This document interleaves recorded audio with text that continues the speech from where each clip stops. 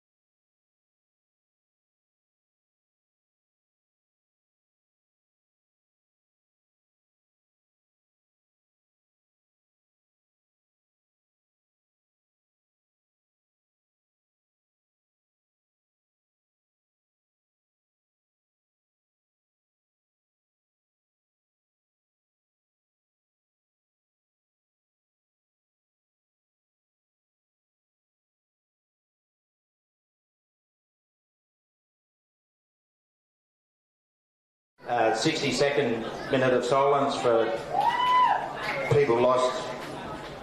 Thank you.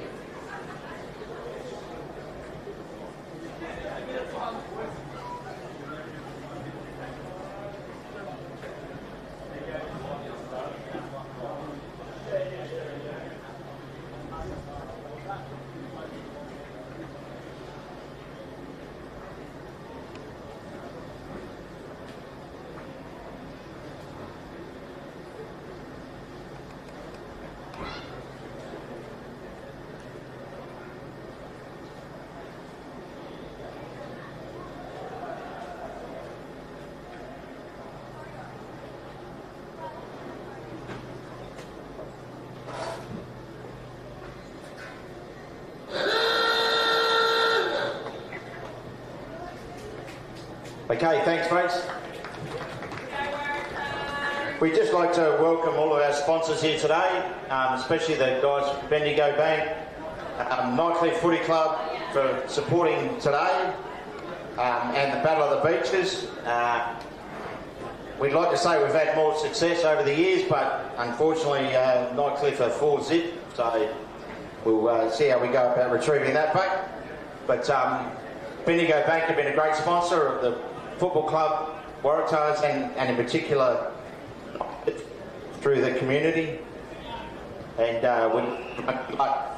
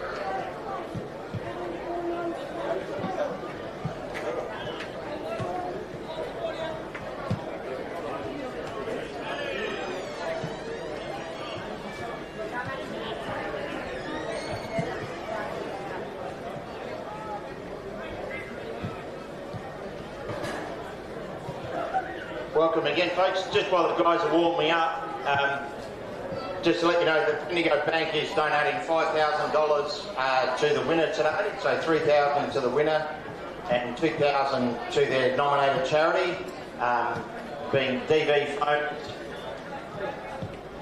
And I've just had a blank on the other one, but yes, very worthwhile charities. And thank you to the Bendigo Bank for helping out both clubs and their nominated charities.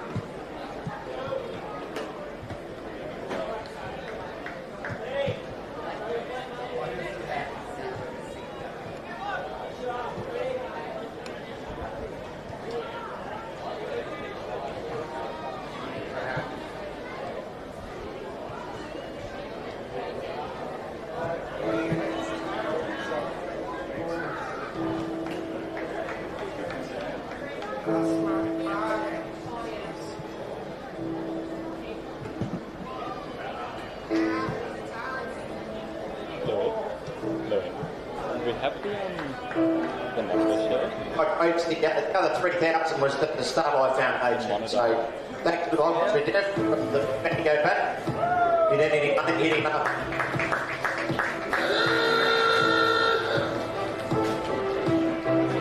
Don't forget the jumping castle's over there for the kids. Anyone got any young kids who want to have a muck around in the jumping castle? It's got water and stuff going on. A little leagues game at half time. So enjoy the afternoon, guys.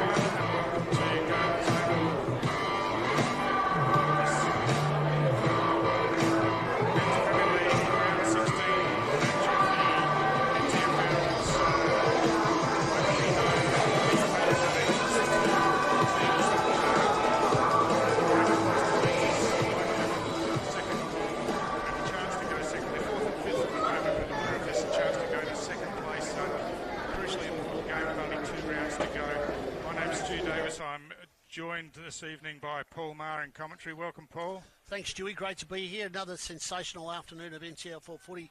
This one's really, as you said, Stu, is really going to have a bearing on double chance situation. Nightcliff at the moment win this one, they'll take second spot. Waratahs will jump up if they do. Yeah, so a crucial game should be a pearler, and we're underway as Tanner Lovell gets the first hand pass out, but Brody Philo for Nightcliff, their captain, gets the first kick of the match, and they've looking to work the ball around the outer side of the ground. Long kick down towards half forward, gets over the back of the pack. It's picked up down there by Parfitt. His kick's smothered, and then he follows up with the tackle on Dylan Collis, but it's a stalemate up there. It'll be a ball up just in from the boundary line, inside forward 50. So Waratah's form coming into the game, a 95-point win over a very depleted Wanderers side last week, and Southern Districts defeated Nightcliff by 28 points. So we're Waratah's with a bit of form. Nightcliff, unfortunately, last week taking on the best team in the competition so far this year and falling a little bit short. So be interesting to see how they go this week. A few changes there's too, Stu. Yeah, there are. We'll go through them as the quarter progresses. But yeah, few outs for Nightcliff particularly. But they've got the ball inside forward 50 and a snapshot towards goal. But that's a fair way off the line and just through for a behind, which is the first score of the game. Yeah, as Paul mentioned, quite a few outs for Nightcliff. Ryan Nyhouse, the co-captain, is out. Tom Boyd, Boyd Bailey, Jake Twycross, Zach Dirksen, of course, out suspended this week, and Jonathan Lanyon, who's been a really important player for them. So quite a number of outs, but still fielding a strong side, as we'd expect. And they get it back inside forward 50, but chopped off in defence, and Tars bring it away round the near side of the ground where the mark's taken by Big Riley Irvin. He drills a pass inboard to Carlin. Scott Carlin, who's been in sensational form this season, just getting heaps of the football every week as they move it round the wing. They're under pressure here as the hand pass out from Lovell, but they've got the ball running forward now. Max Kelly kicks inside 50 looking for Big Arnold Kirby, but the ball falls just short of him, and right on his tail was Ben Vile, the reliable Nightcliff defender, and saw it over the boundary line. He's had a good season too, Stewie. Vile has been a pillar in defence there. Towed up Jackson Calder not so long ago as well. Yeah, he's very, very good defender, very tight. So the ball hit back towards the boundary line, and none of the players could keep that one in. And while we're talking about players out from last week, a couple of good players from the Waratah side. Fraser Holland-Dean out. He was particularly good last week, and their strong defender, Danny O'Dwyer, not available this week. So Tars have it forward, and quick kick out of the congestion by Lovell, but that was touched and went over the boundary line. It'll be another throw-in. So yeah, tight contest today based on that progress of both teams. Have got Palmerston and Buffaloes in the last 2 weeks of the season, so you could virtually pencil in for them. And I know that those two clubs probably won't like me saying that, but pencil a couple of wins in for them. So this game today is going to have maximum consequences on that double chance. Yeah, exactly right. The winner of this game finishes above the ladder on compared to the other, basically. So I think both clubs will be aware of that.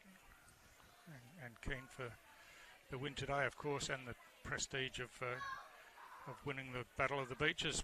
As the hand pass comes out, caught with the ball there was Fitzgerald, just got the hand pass out.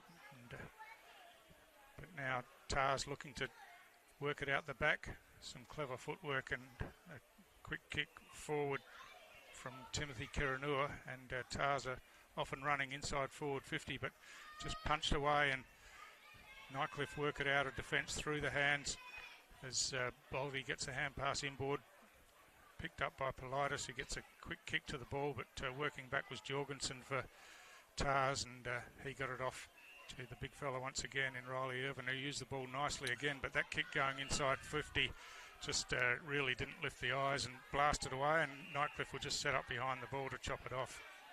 We've got numbers out here too, Stu, so not the best of kick by Waratahs coming in there 450. That's something that Rick's not going to be too happy with. So Philo just looking for what options he's got. He goes laterally to Kyle Fitzgerald wearing the number 0 today. We'll talk about that again in a minute. And Liam McCarthy on the outside just gets it over the top. Politis running for him, running through the centre of the ground.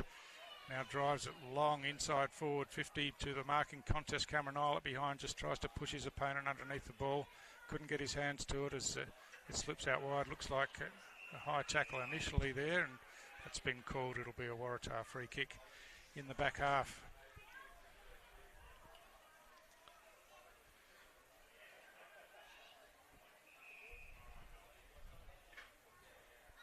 So Tars electing to go outer side of the ground, but just a free kick in that marking contest, and just chipped inboard and controlled in the end by McCarthy. He switches. He's got Adrian Scott here in a bit of space on the edge of the centre square. He chips his pass in forward, but that won't have enough legs on it, and chopped off across half back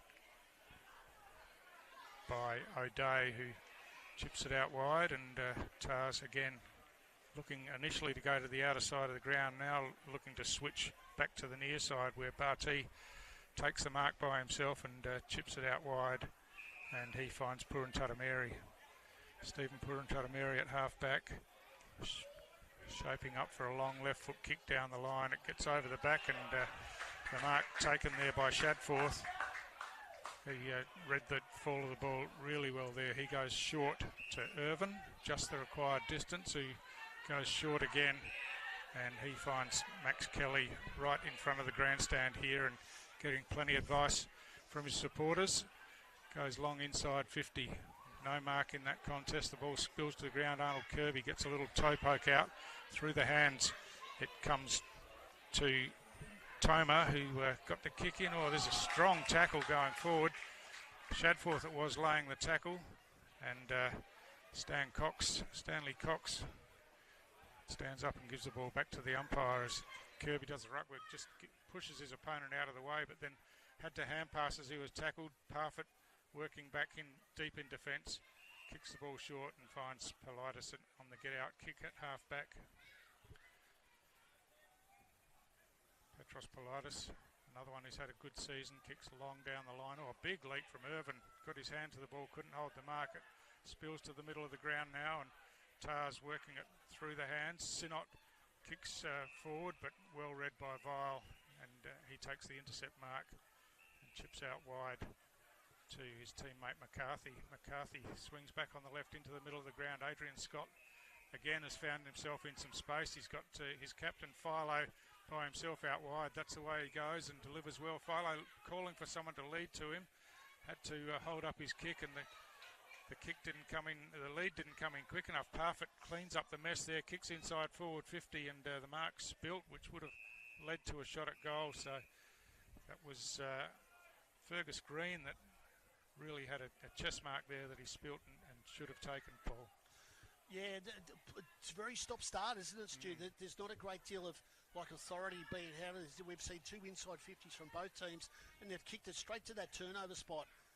In towards that centre half forward, the merge area, and the ball is either landed into a Nightcliff player's hands, or it's finished up in a Waratah's defender's hands. So both times that they've gone in there, they've looked for that spot. So, and on a ground like this, Stu, they should be going a lot deeper. Yeah, that's right. And so the kick in there from Norman went across the face, bounced into the behind post. So just setting up for another boundary throw in here. Irvin works his way to the front, uncontested in the end, took the ball out of the contest, but he's lost his grip on the ball, and pouncing on that was Felix Henderson about 20 metres out from goal, swung it onto his left boot, and that's a pretty soft goal for the opener of the game. That's it. You don't want to go giving goals away like that inside your forward 50 for a start, or inside your defensive 50 for a start. But, I mean, it was a simple tap-down clearance where you should have been Tars should have been one-on-one inside that defensive 50 and had extra numbers there, but that was too easy. That's a training drill, that one. So Felix Henderson, the opening goal scorer of the game, and Nightcliff on 7 points. Waratah yet to hit the scoreboard. Tars won the toss, kicking to the right of screen to the city end of the ground.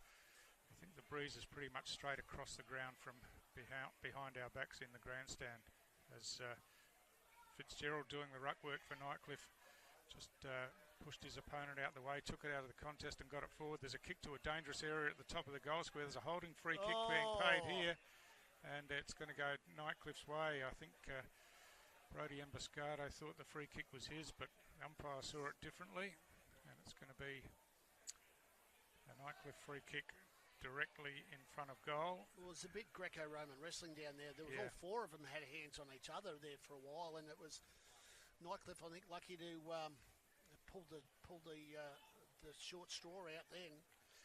So Fergus Green directly in front, no problem. Umpire Jenny Rose signals that's all clear. So another goal to Nightcliff, and yeah, almost another soft one, but that one from a free kick, of course. And Tars just really need to get their hands on the ball and settle a bit at the moment. Well, they did that way too easy, Stu. That Nightcliff through winning the clearance and then the ball going out to Parfitt out on that far flank, and he's virtually running rings around his opponent at the moment, because he's up into high single disposals at the moment. But it was fairly easy for him to take control of the ball and put it to the top of the square to that hot spot, which is ideal for the timber that Nightcliff have got down there this year. So good team play, something I think Lee Grossman will be very happy with. Back in the middle, Kirby and Fitzgerald, no real winner. Kirby picks it up off the ground and hacks it forward, looking for O'Day down there. Didn't quite get to him as it was touched. Still working hard at ground level, and now scoops up the hand pass. Oh, the attempted kick was smothered there from Wilson, and Nightcliff working overtime in defence, just trying to work it out through the hands. Eventually they do, and just a high tackle there as Nightcliff will go back and take the free kick. I think he tried to duck under that unsuccessfully.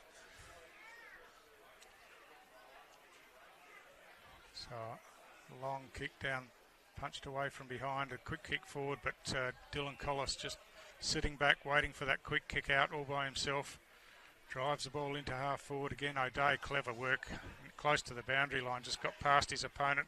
Now kicks long towards goal. This is going to be Waratah's first score of the night, but unfortunately for Tars, that one's just pulled to the left and a behind only, as Nightcliff wastes no time bringing the ball back into play. The mark there spilt by Craik, and now picked up by Purantatameri, but his kick was smothered. He's done well at ground level as Keranua comes in to help. He got a hand pass, he was tackled. That was a pretty slick hand pass going out as well, but the kick inboard from Purantatameri is marked by Arnold Kirby in the middle of the ground. So Kirby plays on now, drives the ball straight up the middle. Off hands, it gets over the back where Cox gets a hand pass to Vile. Vile outside to Norman, and Philo had his hand pass smothered as coming in and chopping it off there was Monty, and he's eventually got one on the head. The ball got kicked away. He's saying it should be a 50-metre penalty, but umpire giving the benefit of the doubt on that one. So the free kick to Ricky Monty with the player on the mark standing right on the 50-metre line. I'm not sure the 50-metre lines are 50 metres here, though, Paul. No, I'm not sure about that. I'm thinking that we'll see how he goes with that kick. He's tried to find someone in tight, but Parfitt chops it off, and Nightcliff hack it away again through Tardru, and he finds Fergus Green, who's worked his way right up to half back. He kicks long down the line. Emboscado from behind got his hands to the ball, and then first to it at ground level as the ball works out towards the boundary line and couldn't be kept in play as Bailey Scott tried to gather the ball. Yeah, usually the arc meets the centre half forward line here. Maybe the bit of rope might have been a little bit short for the line marker on the weekend. Maybe it just gives a home ground advantage knowing how far it is. Not much good for those who can't kick the distance. So Nightcliff work it all the way back to Eilert, who gets a hand pass forward and will receive back now, looking inside, kicks on the left, and that's a well-directed pass, finding Fitzgerald in the middle of the ground. Fitzgerald goes back and kicks long inside forward 50, just too long for Kennedy down there. Went over his head and bounced inside the boundary line and then over for another throw in. So ticking up to 15 minutes gone in this opening quarter, and just a couple of goals on the board to Nightcliff. They're making more of their opportunities, Stu. Nightcliff have gone in 6 times inside 50, and they've scored 3 times. So they're at a 50% rate. Well, Waratahs have been in 8 times for 1 point. Yeah, it's the quality of the entries, isn't it? Yeah, a couple of short entries there, as we spoke about earlier, and then another couple that have gone out towards the boundary line. So Nightcliff happy to switch it here to McCarthy. McCarthy finds Tanner. Tanner again, that long one inside 50, but just shallow inside 50, and the ball ricochets out here to Paulson. Paulson, a long kick, but a blind kick once again, and straight down the throat of Liam McCarthy, who sees something he likes way out on the outer side of the ground. He switches right out there, and coming in to meet it was Billy Henderson, but then ran under the ball in the end. But Nightcliff have got the numbers to run the ball in. Parfitt right out wide by the boundary line. Goes one way, ducks back the other, kicks long towards goal. But it's missed everything, hitting the behind post. And it's a free kick to Tars, who wastes no time bringing the ball back into play. So that's his 5th disposal already. And we've only been going, 16 minutes? Yeah, he's certainly working all around the ground as that kick comes out from Sinnott to the outer side of the ground. Again, the ball caught in underneath, and it'll be a ball up just at the point of the centre square on the outer side. Lancaster throws the ball in the air. Fitzgerald wins the ruck contest, but a quick kick by Parfitt again gets it inside 50, but chopped off by Collis this time, who rebounds it back towards the centre wing. Hand pass going forward, spills out the back, and the hand pass back to Kirby. Just neatly gets around the opponent running at him, but his kick wasn't the best, and nor was that one, as now Carlin has the chance on the left. He kicks out wide, Irvin out on a long lead, but just too far out in front, couldn't get to it, and it's bounced just inside the boundary line and will be a boundary throw-in. That's that inside 50 entry again, which really gives you absolutely no advantage really whatsoever, because it puts the ball back in the neutral territory. At least if you can get a mark out there that they are deep pockets, a little bit easier to score. So Nightcliff working it away from that stoppage. Coming in hard at ground level was Max Kelly, just forced it forward and over the boundary line. It's a little bit dour, isn't it? There's nothing really, no real side taking any ascendancy at this stage. Nightcliff have made the most of their opportunities when the ball's gone forward. Waratahs have probably had more possession. Yeah, that's right, from their back half up to half forward basically, but just get that connection inside 50 is a struggle for them at the moment, as the ball loose at half back, worked through the hands. O'Day got it out to Carlin. Carlin swings onto the left, kicks long towards goal, but again he sprayed this one and it's out of bounds on the full in that left forward pocket. So Stanley Cox will bring the ball back into play for Nightcliff. He elects to go outer side of the ground where they're almost outnumbered, but Nightcliff first to the ball. Kennedy over the top of it, but he's got no real chance of getting that one out, and it'll be a ball up again. That's something the Waratahs need to work on, is repeat entries, because every time it goes in, it just seems to ricochet straight back out again. They need to set up a little bit more defensively. I think there's maybe something that Rick might want to speak to his charges about at the break. So Nightcliff working it through the hands. A sweeping hand pass over the top comes to Eilert, out to Kennedy. Kennedy thought about giving the hand pass, changed his mind, but then did in the end. Got it to Henderson, and Henderson kicks along down the line, but again no mark, and the ball spills over the boundary line. The boundary umpires are getting their money's worth today, aren't they? They're certainly on the earn. I'm not sure about the crowd and their $12 worth so far, Stewie, though. Well, that's right, and all the plays on the outer side, so it's all viewing from a distance.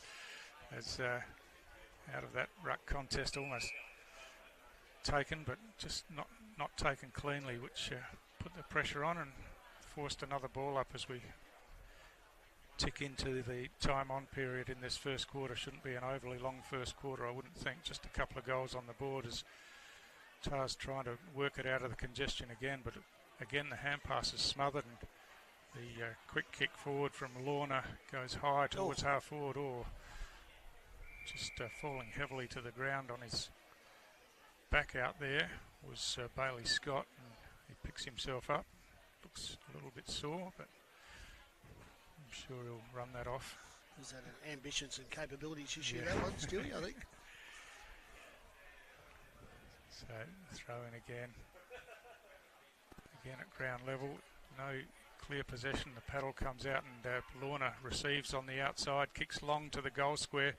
Good use of the body down there, and Robbie Barty got his hands to the ball but couldn't complete the mark and spilled it over the line for a behind to Nightcliff, and Barty will bring the ball back in again, kicking long grandstand side this time. Off hands, the ball slips to ground, and they've got numbers in and around the ball close. Shadforth gets it to Carlin. Carlin on the left again, drills it forward. That's a well-directed pass, but the mark's spilt close to the boundary line and then comes off the boot to add insult to injury and over the boundary line on the full. So not Ricky Monty's best moment, I don't think, as Politis happy to chip it all the way back inside defensive 50 to Cameron Islet. And the siren goes to end the first quarter, one which really didn't reach great heights, but nonetheless, I'm sure that Nightcliff coach Lee Crossman will be happy to take a 13-point lead into quarter time, Paul. Yeah, you certainly would be, especially in a contest which has gone inside 50 from one end of the ground to the other and backwards and forwards. A little bit of byplay in the middle, but not really a great deal. A lot of shallow entries. Nightcliff, a lot of deeper entries, which obviously they were able to make the most of by a goal off the pack. Well, virtually both goals were kicked from 20-odd metres out from goal. So they want to play closer to the goal line. Waratahs are going wide. They're just about out in the Botanical Gardens at the moment, with the way that they're putting the ball out wide, or they're on the other side of the ground, running up against the boundary. So they're not really giving their forwards much option by putting it to that hot spot. Deeper entries, a bit more eyes down, Stewie, I think is going to be the call from Rick Nolan at the break. Yeah, that's right, and a bit more energy from the forwards to open the spaces up. So at quarter time, it's Nightcliff by 13 points. We'll be back shortly with the second quarter.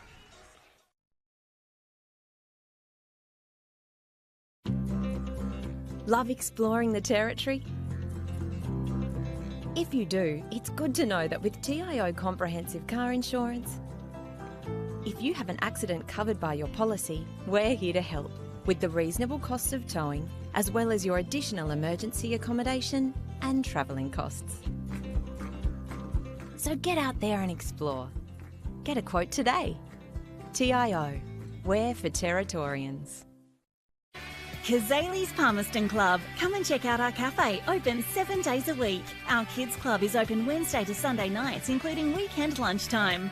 Enjoy hot meals with nightly specials at the bistro or cold drinks at the sports bar. Feeling lucky? Have a go at the latest machines in our gaming lounge or grab your mates for a round of pool.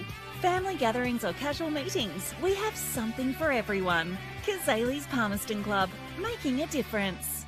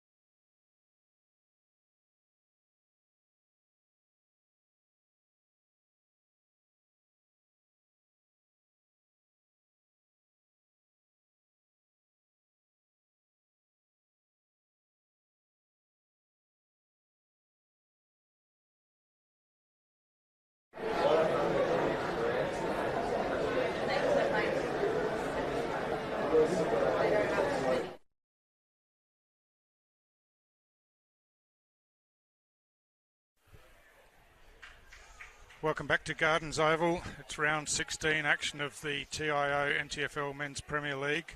This round of matches is the road safety round, where AFL Northern Territory, in conjunction with Road Safety NT, aims to create awareness of road safety's aim to create and promote a safer road transport system where no one is killed or seriously injured on Northern Territory roads. And you'll see that all the players are wearing yellow armbands in support of that cause today, and one of the umpires and a player from each side wearing the number 0 jumper to help the Towards Zero cause. But we're just about to get underway, but we're hoping that the game just lifts a bit in the second quarter, Paul. Yeah, just the 2 goals, one to Henderson and one to Green for Nightcliff.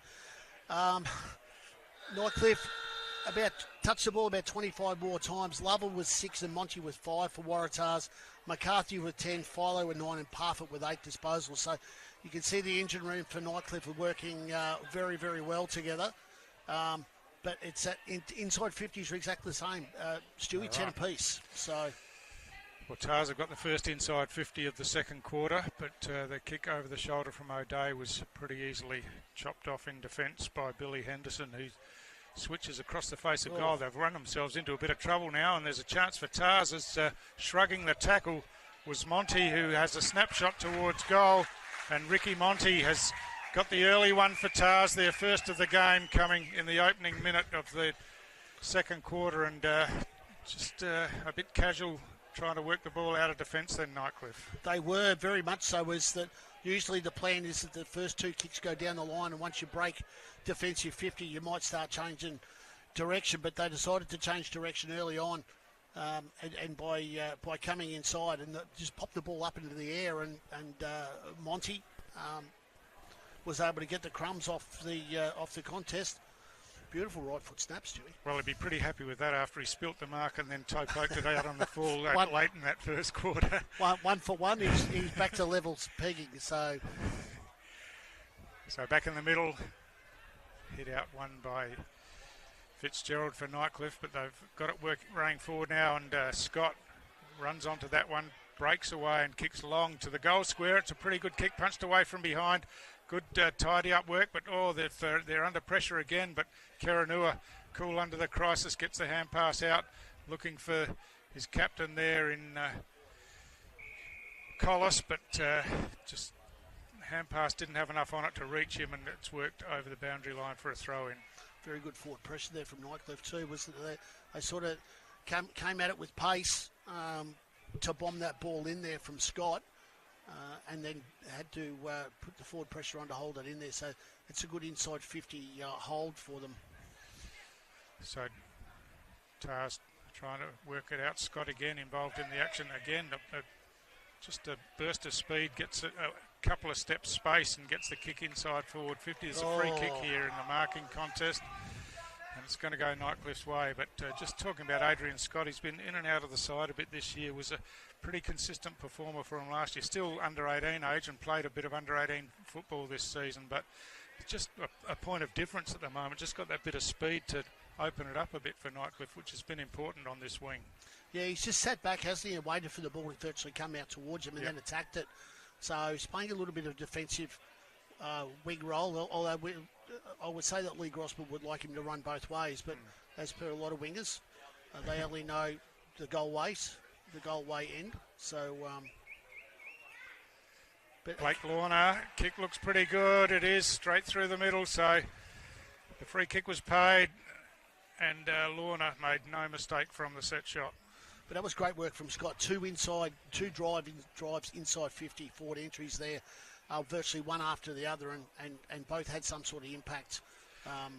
Number one, they held the ball in there the first time, but when it came back out again, he was the player that was there to repel the defensive line from Tars. So it's something that Tars might have to look at as well, is normally you don't kick it back to where it's come from, Stewie. Yeah, that's true. And just on Scott, on both of those occasions, just took it on and used his pace to get away, get clear and deliver the ball in. So, yeah, exciting player. He went from 0 to 60 very quickly, didn't he? Yep. We learned road safety, we like to stay at 60 k's. Exactly. So there's a blocking free kick in this ruck contest, and it'll come back to Riley Irvin for Tars. He thumps it long down the middle of the ground. Ball's just drifting away towards the outer side, off hands. A quick kick comes forward, but Henderson back there for Nightcliff just shepherds the ball over the boundary line for another boundary throw-in. Arnold Kirby not probably moving as quickly as what he would like there too. He had the front position there too. Just couldn't quite make the distance. Fitzgerald hooks it with his left hand, and Nightcliff get it on the outside. Henderson a high up and under kick out towards half back, and Carlin just floated across the front and took that mark while the others wrestled a bit at ground level. So Scotty Carlin, a big ball winner in this competition, and he's got this one just about on the forward 50 line. He wants to give this one off. He got it into the hands, but the mark wasn't taken. The hand pass comes back. Monty again swings around on the right, kicks down towards the top of the goal square. Two Nightcliff players spoiled each other there. Gave Tars the chance at ground level. The hook shot towards goal has gone through, and it's another Waratah goal, this time to Brodie Carroll, who we really haven't called in the game, but he's a busy small forward for Tars, and did exactly what he's paid to do on that occasion and put it through for another Waratah goal. Well, I think Scotty Carlin then had everybody thinking he was going to have a shot, and then just pulled the kick at the last minute, but he sat it to about the 30-metre mark, which was going to give obviously some hungry forwards an opportunity to get a front and centre, and that's exactly what Brodie Carroll did there was to get there for that front and centre. Although I think was it Monty that grabbed it and didn't have a left foot and decided to go the other way. So, but that's two quick goals there for Tars. We've only been going not even 6 minutes. Yep, 2-1, which is more than was scored in the whole first quarter. As Philo again out of the middle, just read it well off the ruckman's hands and kicks long inside forward 50. The ball punched away out towards the boundary line as it's just run over the boundary line by Nick Hoare, and it'll be a boundary throw in inside forward 50 for Nightcliff. It's another forward 50 entry gone over the boundary line, Stu, so they're got to get their direction a little bit better. So hand pass from Irvin out wide to Jorgensen, and they run the ball out from the back half. Oh, that kick's just gone over the top of Shadforth, but he runs back onto it now, scoops it up nicely, gets the hand pass going forward to the advantage of his teammate Lovell. Lovell kicked it out of mid-air and now picked up, and the quick kick forward. Oh, that'll be a free kick for front-on contest in that marking contest. Front-on contact, sorry, in the marking contest. And Brodie Carroll will go back and take the free kick. Pretty obvious one, I think. Yeah, I don't think he had too many options there, Hunter, either. Yeah. It was to make the effort. He had to sort of swing the arm as best he could to try and make contact with the ball that he wasn't even looking at. So, and unfortunately, he's made contact with the goal kicker. So Brodie Carroll, chance for his second goal in a couple of minutes. This time with a set shot, only from about 30 or 35 metres. To Josh Kennedy. So yeah, stuttering run up, swings it on the left, and he's hooked that one too far. And just the behind for Tars. So we've gone almost 8 minutes in this second quarter, and Waratah just chipping away, just one goal behind now as we wait for the ball to be brought back into play. Brodie Philo back there, as he often does, to bring it in with a long kick to the outer side. Hunter's made space out there, and it was a beautifully directed kick, and Hunter took the mark, and he hits up a target inside 50, and they're running right through the middle of the ground now, and long inside forward 50, a chance. Nice. Reaching up, Fergus Green takes a nice grab in the hands, and that was a beautifully delivered pass. I think it might have been Jack Norman who delivered the pass in the perfect place, and Green just reached up, plucked it out of the air, and he'll go back for the set shot. That was a massive kick from Philo. It's gone virtually nearly into the centre square. It was a great mark by Hunter, and he just took off, Stewie, which is fantastic, because it doesn't give Tars guys the opportunity to run those extra 4 or 5 steps. And then we've got an inside 50 entry and a kick for goal. Fergus Green runs around now and tries to pull it back. Looks pretty good. The goal umpire has not moved at all, so he knew exactly what he was doing, Fergus Green. Just ran around, opened the angle a bit and put it straight through the middle. So as much as Tars are working to hit back, each time they've scored a goal, Nightcliff have responded. Yeah, they're very quick on it too, Nightcliff, aren't they? Is that they only had to make a mistake there by the ball going through for a point, and they've gone end to end. So it's nearly a 12-point play, that one, Stewie. The opportunity that Tars could have had if they'd have kicked the goal or kicked a bit straighter up against the goal that was kicked. So Nightcliff showing some ascendancy here. But quick movement of the ball, as you said, that time, Paul, was made the huge difference. Left the forward line open for Green to lead into. Yeah, still running into that Botanical Gardens pocket though too, isn't he? So ball spills out from the stoppage. They're just trying to tunnel ball it or get it forward any way they can. Eventually through the hands they get it, and the long kick from Toma down towards centre half forward. Oh, good hands on the outside. Here's another chance for Waratah, running into the open goal. Tanner Lovell makes no mistake, and again it was quick ball movement and terrific work from Thomas Toma, running off half back that time, just bursting through, and they built it up nicely and good use of the hands.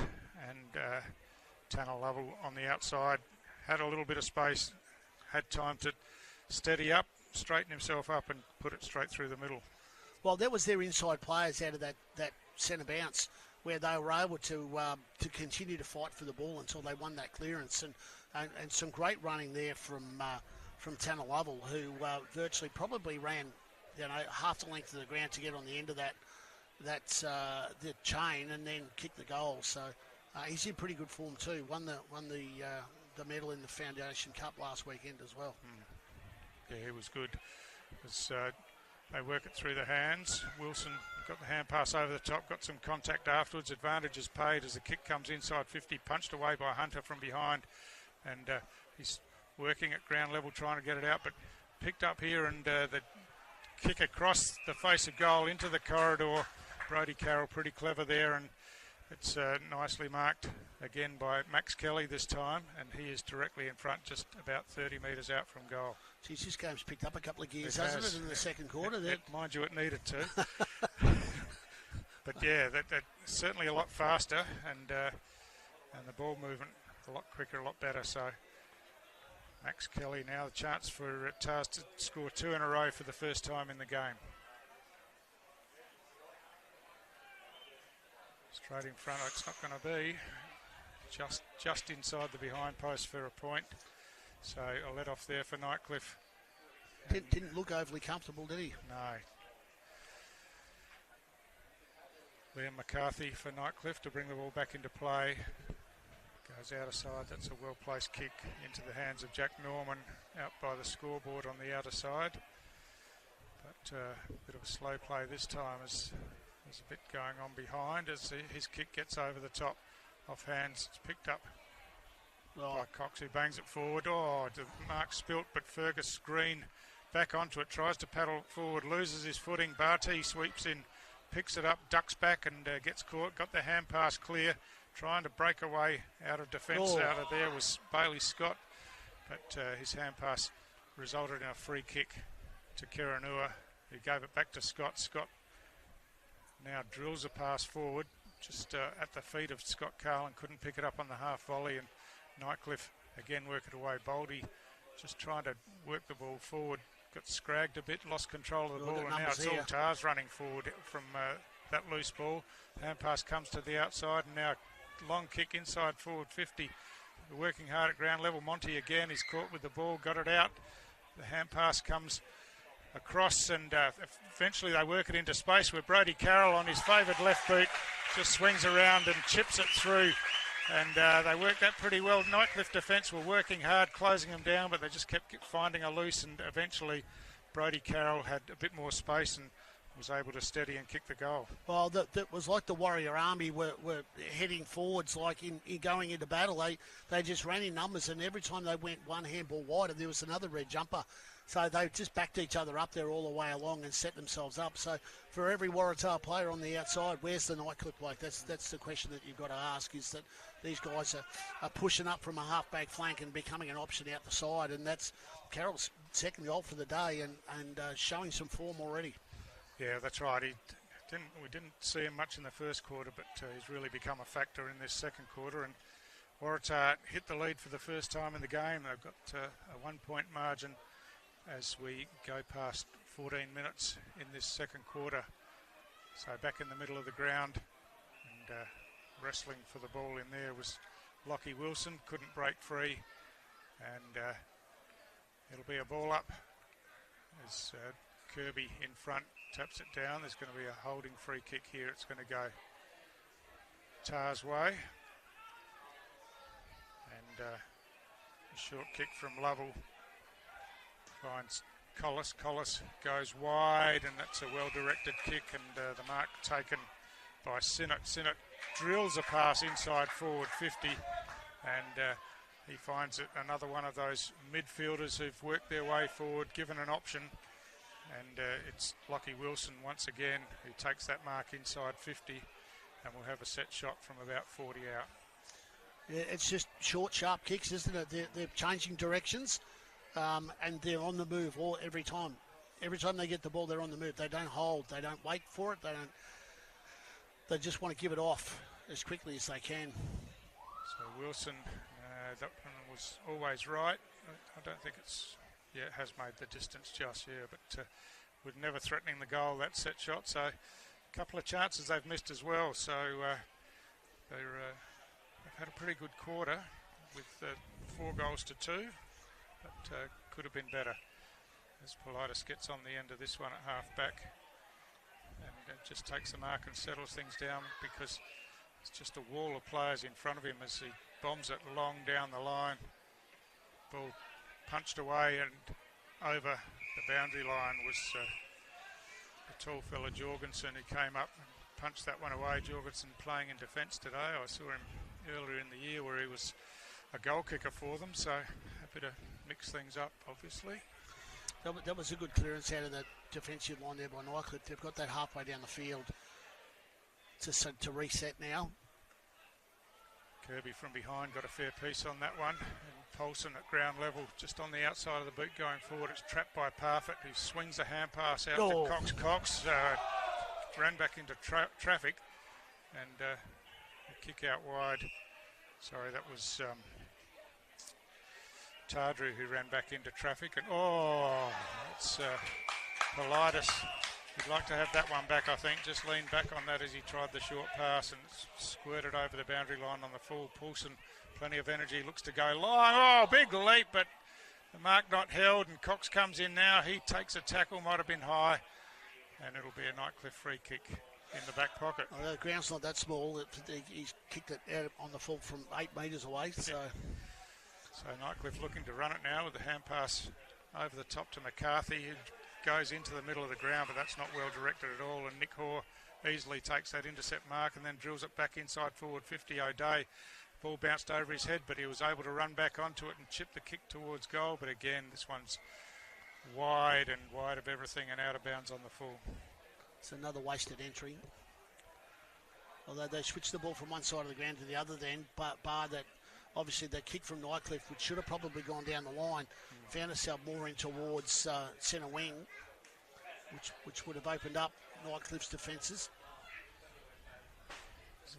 Thumping kick out of defence and picked up, and Nightcliff again just a bang forward. Nick Hoare's worked back into the marking contest, couldn't hold on to the mark, but gets himself a free kick anyway for being held out there by Brett Kennedy, and he kicks along the line and pinpoints that one beautifully to Arnold Kirby out on the wing. He drills a pass inboard, a bit ambitious, but gets over the top now. But Nightcliff pick it up and through the hands. Parfitt in some traffic. He's got 4 TARS players all around him. It's a pickpocket effort from Boldy then, and he finds a player going forward. They've got players streaming forward And the switch was wider to Philo outside 50. He chips it over the top. And Kennedy it was that kept running. I think this might be a 50-metre penalty for the contact that was made after the mark was taken. I think it was a bit 50-50 for Timmy Kiranua. He was probably committed to go to the ball, but just got there a bit late. And you don't mind the players being protected, I suppose, and this will be a walk-in goal because no one from Waratah wants to stand the mark. So Kennedy will go right to the goal line and just drop it on the boot. So there's that quick reply again that they tend to... the point kicked by Waratah at one end of the ground, and the ball's, within 30 seconds has been kicked through for a goal at the other end by Nightcliff. So they're very quick on in transition to get the ball back there as quickly as they can, and they're creating a bit of an overlap too, which I don't think we're going to be really all that happy about from a Waratah's perspective, because if they're pushing up the ground and they can't get back there, they've got to sort of set up a little bit better in defence. So Nightcliff wrestle the lead back. They have a 4-point advantage as we approach time on in this second quarter at Gardens Oval in the Battle of the Beaches. Back in the centre from the ruck contest, Parfitt at ground level. The ball just slipped out of his hands, but still in there fighting for it as it spills out, and I think he won himself a free kick here for collapsing in the back. So Parfitt has Philo calling for it out on the outside, ignores that and drives it long himself inside forward 50.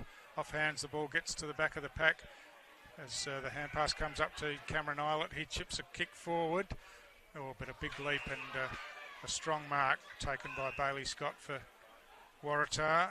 And he'll just settle things down now, looking to switch to the outer side of the ground. He's got Brodie Carroll out on a long lead out at half back.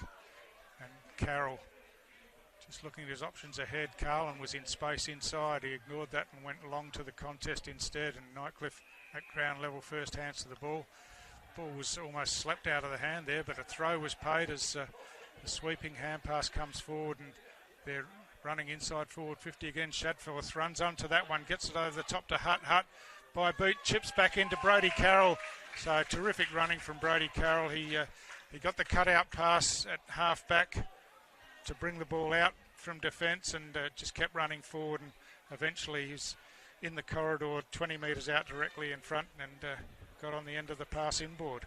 Well, costly from Nightcliff then, because Cameron Eilert just popped that one up hoping for a forward that was going to take the mark, but Nightcliff have been, Waratahs have been a little bit ordinary in defence, but they managed to get that one out and take it from one end of the ground to the other. There's your Josh Kennedy again. Oh, he's kicked into the man. He's giving himself another go. And he's dropping the ball. Yeah, Cardinals in there just kicking into the man on the mark with a set shot from 20 metres out from goal. He stuttered a couple too many times, Paul, and got himself too close. Yeah. Needs to sort that out a bit, I think. You reckon? So a long kick out. He's putting his hand up was Fitzgerald, almost took the mark on the second attempt. Hand pass comes to Monty now, who kicks high inside forward 50. Plenty of Nightcliff players back there in the contest, but falls to the ground. Politis hand passes out in front of McCarthy. McCarthy trying to control the ball near the boundary line, gets worried out of it, and the ball finds its way over the boundary line. There's that other forward 50 entry from Waratahs, then going straight to that centre half forward spot, which is that turnover spot. So they've got to get some longer, deeper entries, Waratah.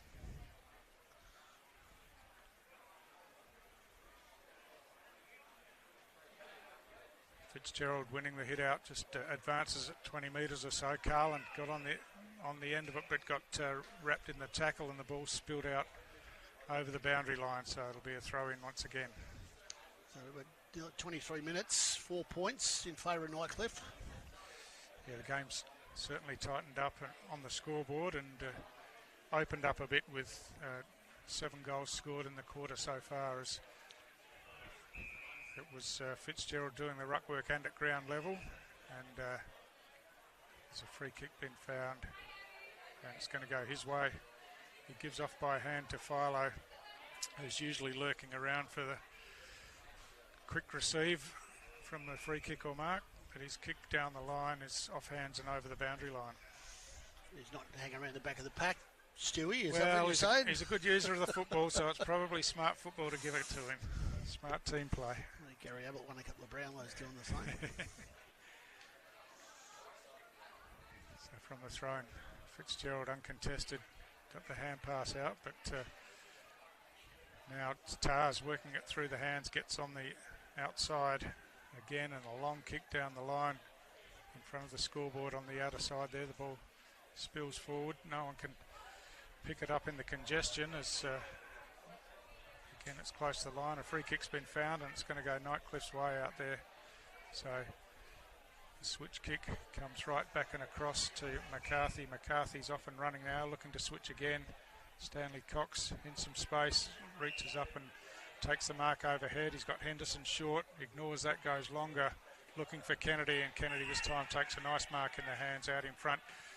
He moves it on quickly to a one-on-one. Tardrew appealing for the free kick, and it's going to be paid. He was trying to push his opponent out of the way, and there's a 50-metre penalty as well, obviously, for bit of dissent. Bit of questioning of the decision, and this will be another Nightcliff gimme goal.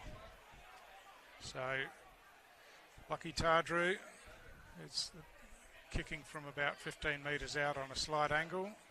Tried to take a step straighter, but was pushed back. So shouldn't be a problem for Tardrew from here, and it isn't, just chips it through. So another goal from a 50-metre penalty for Nightcliff, and all of the work that Tars has done in this quarter has come undone in the last couple of minutes.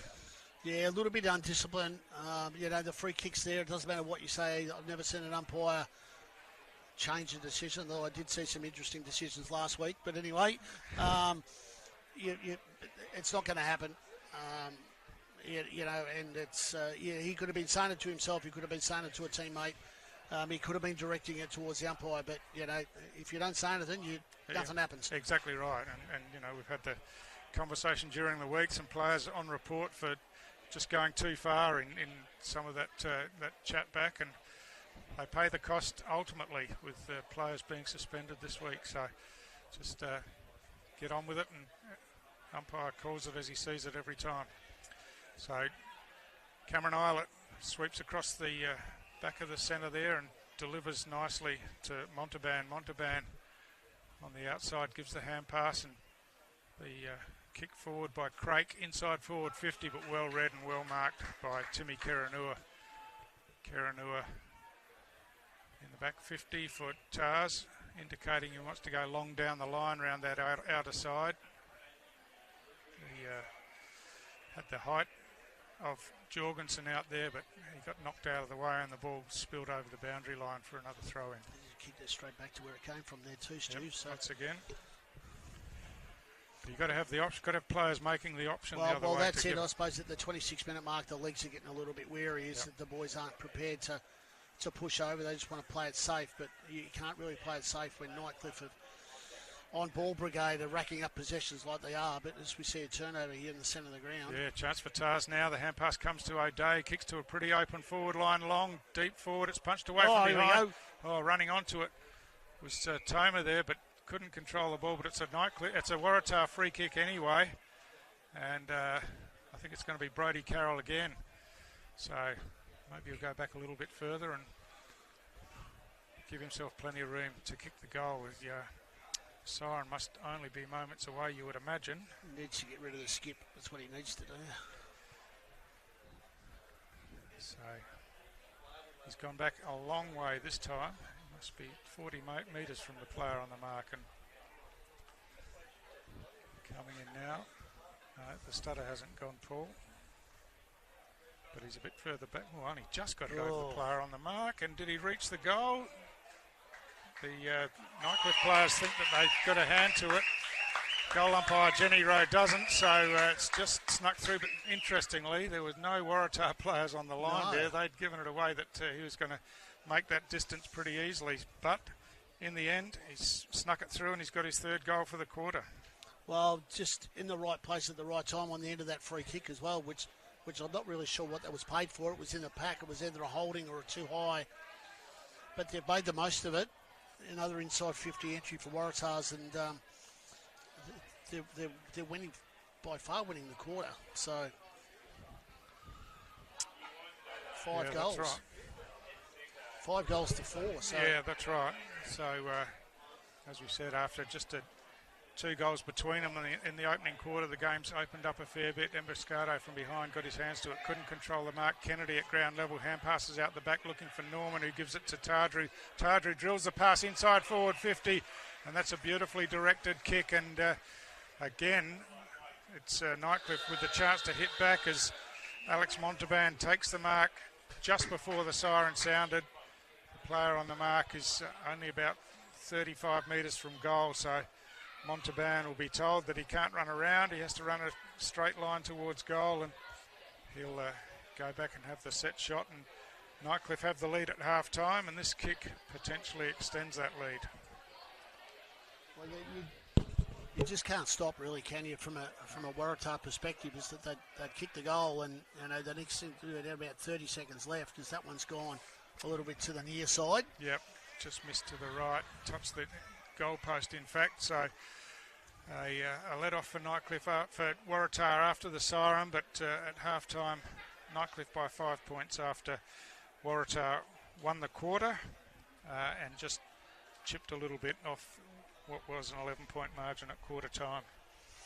Yeah, so a lot better quarter, a lot of goals. What did we say? 9 goals kicked for the quarter when we only had 2 kicked in the first, and Brodie Carroll flexing some Waratah muscle there and leading his boys along with Lovell and Monty scoring goals there as well. But they did control the footy there for a long, long time, and their inside 50s, they were able to make the most of them, whereas in the first quarter they didn't make anything of them. Every time they went in, the ball just came back out again. Nightcliff were good on the rebound, though. Every time Tars either erred or missed, they were right onto it. So we've got a game in our hands, Stu. 5 points. Yeah, we sure have. I think we got match of the round as we probably predicted, and it's Nightcliff by 5 points at half-time. We'll be back with the second half after this half-time break.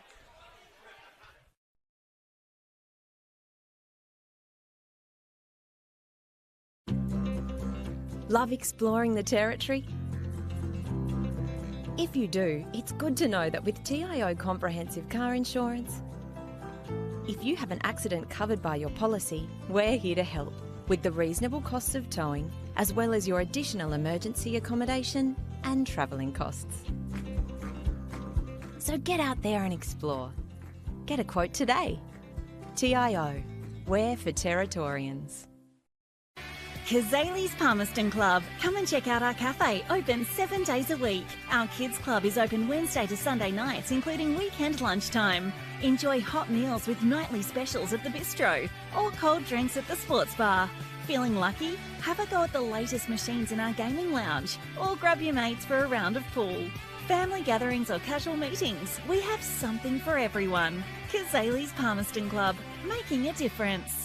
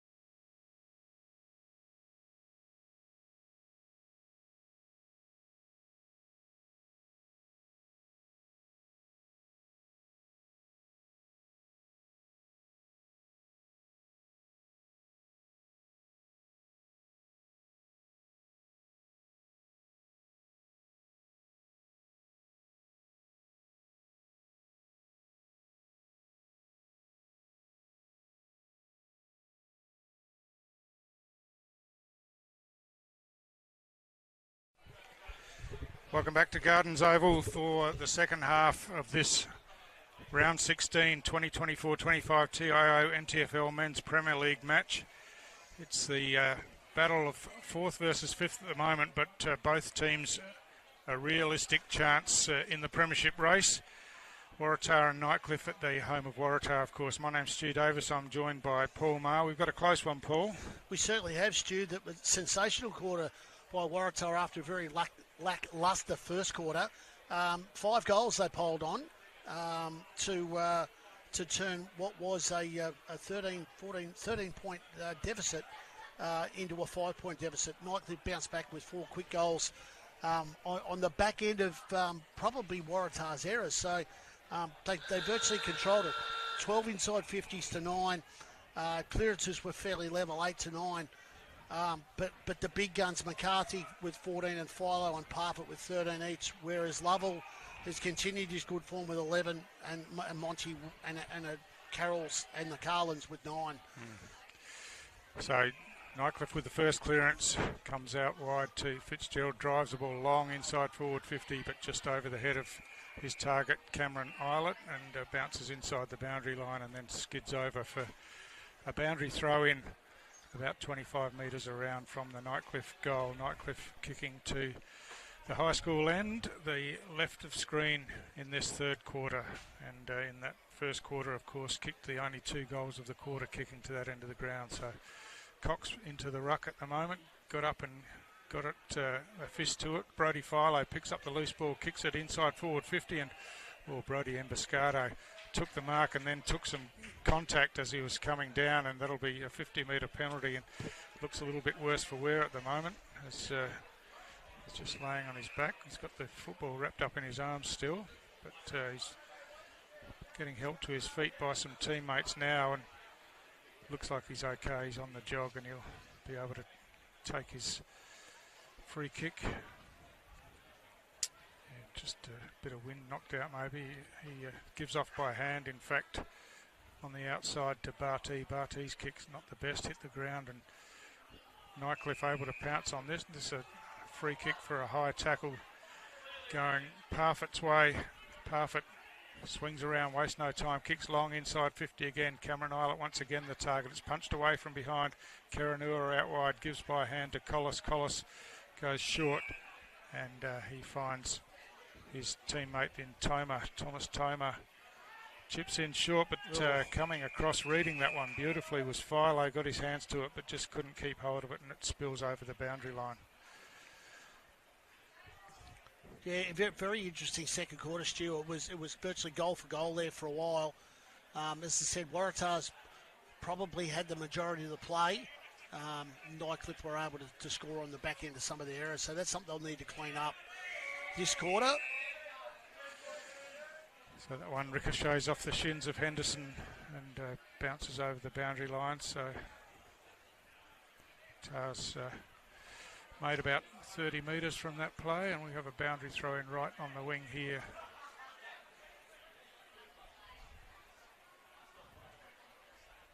Fitzgerald just nudges his opponent out of the way, fighting for it at ground level. Fitzgerald and Toma, the ball's caught in underneath, and it'll be a ball up again.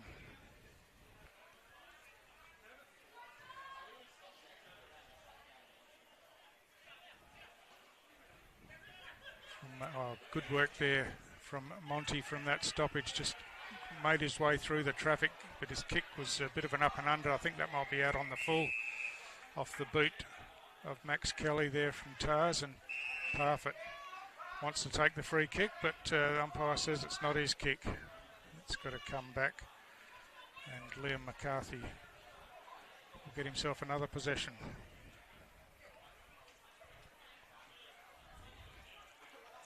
Interesting to see which way they go. They've set up across the far side of the ground, so there could be a switch on.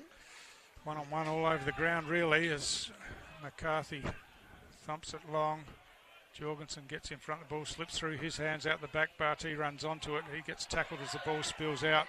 Picked up by Lorna. He hand passes back inboard to a bit of traffic. Barty sweeps a hand pass, but couldn't find his teammate. Parfitt runs through gives on the outside but missed the target again, and now the chance for Tars to tidy up from out of defence. The half volley not quite picked up by Kelly, got the hand pass over the top eventually, and that's a solid tackle to a player from the side of the player leaning over the ball, which was Zach Sinnott, but he gets up, shrugs it off, and he'll go again. Yeah, you've got to take the ball cleanly, otherwise he was in line then. Philo had him lined up. Toma comes in, takes possession and delivers forward, looking for Hutt. Hutt got his hands out in front, claims that he had hands all over him, but no free kick paid, and he's got a pretty tough opponent in Ben Vile, who's given him no inch whatsoever. Yeah, as I said before, he's had a really good year, Vile. He's been really strong against the major key forwards this year. So, ball down in front. Tardry with the hand pass to Parfitt. Parfitt swings around, gets past one, gets caught. In the end, gets a hand pass over the top to Scott. Scott back to Parfitt. Parfitt on the left, down the line. That's going to go close to the boundary line. And no Nightcliff player down there. Bounces out. And I think umpire may have been convinced that that was deliberate. And so Collis will take the free kick. Kicks inboard, looking for Carlins, punched away from behind, off hands, well done by Boldy to Scott. Scott long to the top of the goal square, punched away from behind, but Nightcliff have the numbers here. Cameron Eilert just fumbled the ball there, allowed Tars in, and the kick out of defence was good work by Lockie Wilson, and he found Max Kelly again at half-back. Kelly looking inboard. Chips in short, that's a well-weighted kick to hit Scott Carlin. Carlin swings around on the left, or a little bit casual with that one as Kennedy got himself in the way, got a hand to it, and now Nightcliff looking to build out of the centre, but Lorna's met pretty solidly with a bump and sees the ball spill out. He's back in there, burrowing in for it again, puts his hand to his head, but umpire didn't see anything untoward there, and it'll be a ball up in the centre of the ground. Yeah, it wasn't the best option, that kick, Stewie, was it? They were fairly much, it was 2-on-2. Running into that, so it had to be a really good kick. So offhand, bursting through was Tomer. He got tackled with the ball and claims that he hand passed it. And the umpire said it was a throw, and hand pass out the back to Philo. He delivers out wide, but Fergus Green on the end of it spilt the mark. Should have taken that one just inside the boundary line, and consequently it's gone out over the line for a throw-in. Has acknowledged his mistake. Not that it really makes much difference to Brody Philo. He still put it to a spot where it should have been. Yep.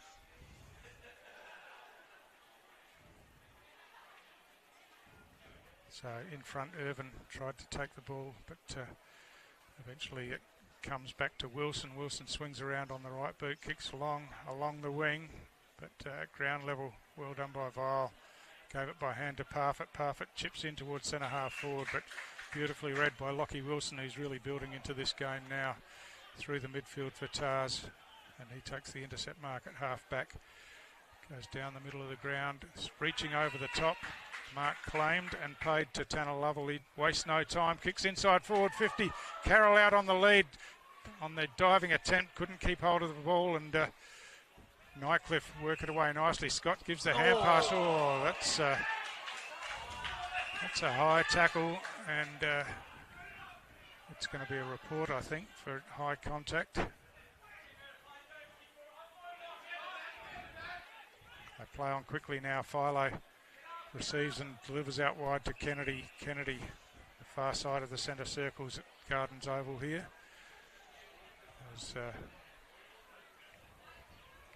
He goes along close to the boundary line on the outer side. Fergus Green this time takes the mark after he got a push in the back, so would have had the kick anyway. But he kicks to the hot spot at the top of the goal square. Cameron Eilert tries to work his opponent under the ball. Running in there is Parfitt, bounces on it, gets it on the left boot, kicks towards goal, but just lobs it in the goal square. And easy as you like, Nightcliff have got another goal, and I'm not sure if he was passing or having the shot there. I think that was Jack Norman that made his way down to the goal square and took that mark. Yes, it was, and so he gets himself on the scoreboard for Nightcliff, and that's the first goal of the third quarter. Well, I'll say they had to work hard for that, because they had plenty of possessions, and it went from one side of the field to the other, and then they finally get it in the far forward pocket. here at Gardens Oval, which was nearly in the Middle Beach markets before they got it, and a little bit of magic from Brandon Parfitt was able to sell some candy and swing it back onto his non-preferred and put it a little bit sideways to Norman, who was standing in the goal square. So some good luck, a little bit of hard work, but they've got there now, and they've dominated this quarter in the first 9 or so minutes with inside 50s and clearances. Waratah still on the Gatorade, I think. Maybe a little bit slow to jump out after half time. Yeah, well, it's amazing that that's the first score of any kind for the quarter, and we're 9 minutes into it. As back to what we had in the first quarter, as Tars win the clearance this time, but that's a terrific mark going with the flight of the ball. Liam McCarthy's had another strong game today across half back for Nightcliff, getting plenty of the football as his kick goes out wide. This will be a Nightcliff free kick for holding, and it'll come back to Tardru on that outer wing.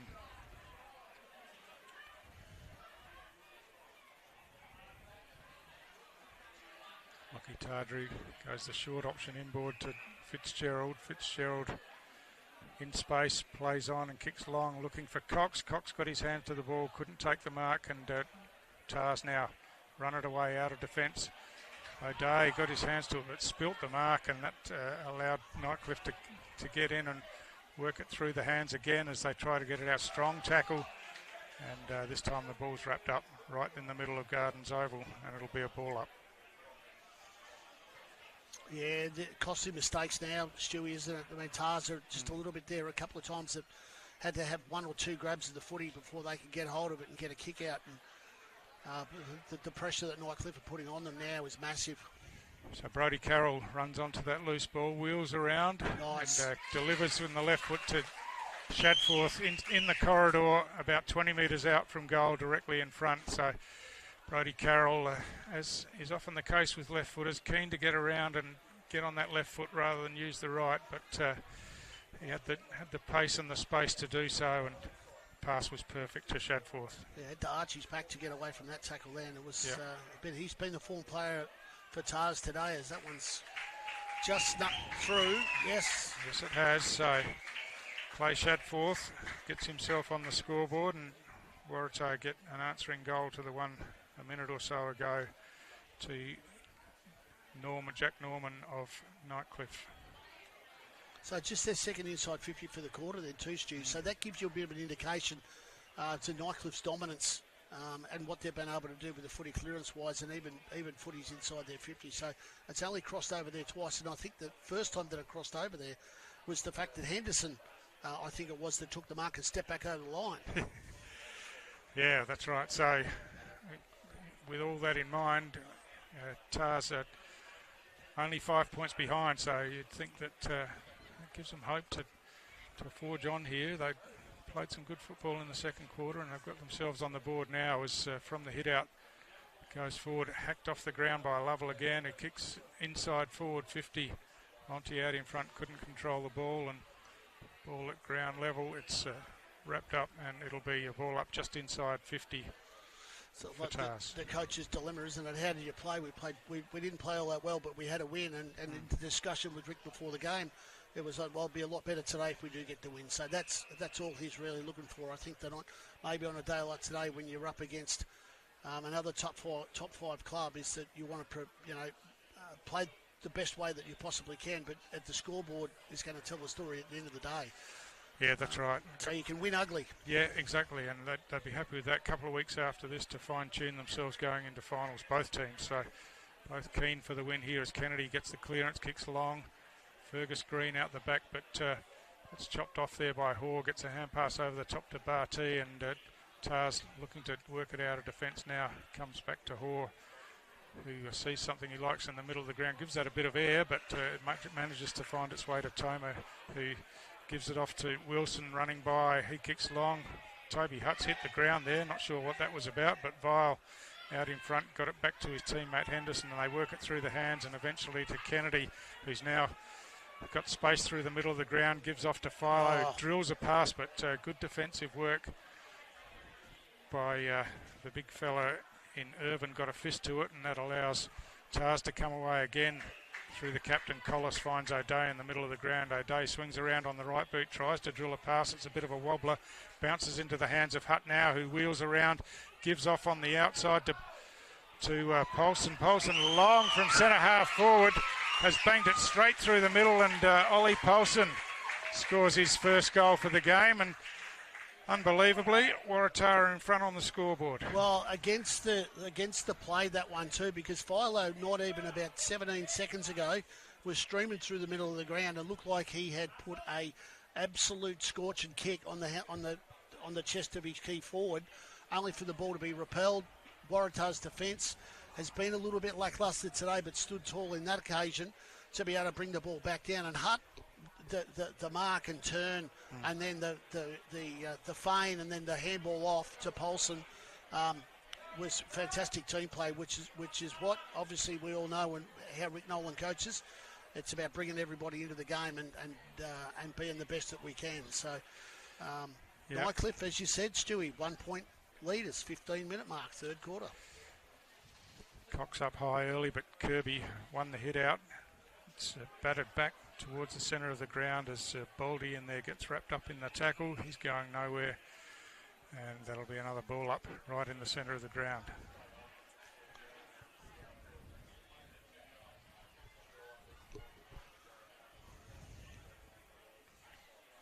Cox up high, gets it to the left hand, but clearance from Toma gets it down to the outer side of the ground at half forward. Brody Carroll in the contest, trying to claim a free kick, but umpire having nothing of it, and it'll be a boundary throw in at left half forward for Waratah, kicking to the city end of the ground in this third quarter.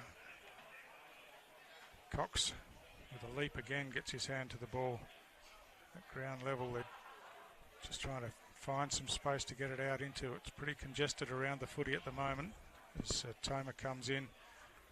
Kirby finds the ball in his hands, and then he gets harassed, and we'll have another ball up again.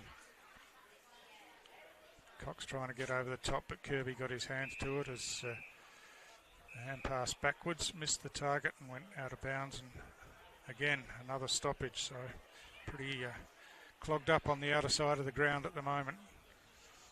Both sides having trouble getting it out into some space and get the ball running. I think that centre square line that is about 8.5 metres off the boundary line. That's right. It makes that ground look so much smaller, doesn't it? Yeah, exactly. I suppose it could be a reason that most of the play's over that side of the ground, because that's where it starts. Well, they're going to call that the skinny side, but it's actually the fat side, Stu, so I'm not really sure how we're going to go there.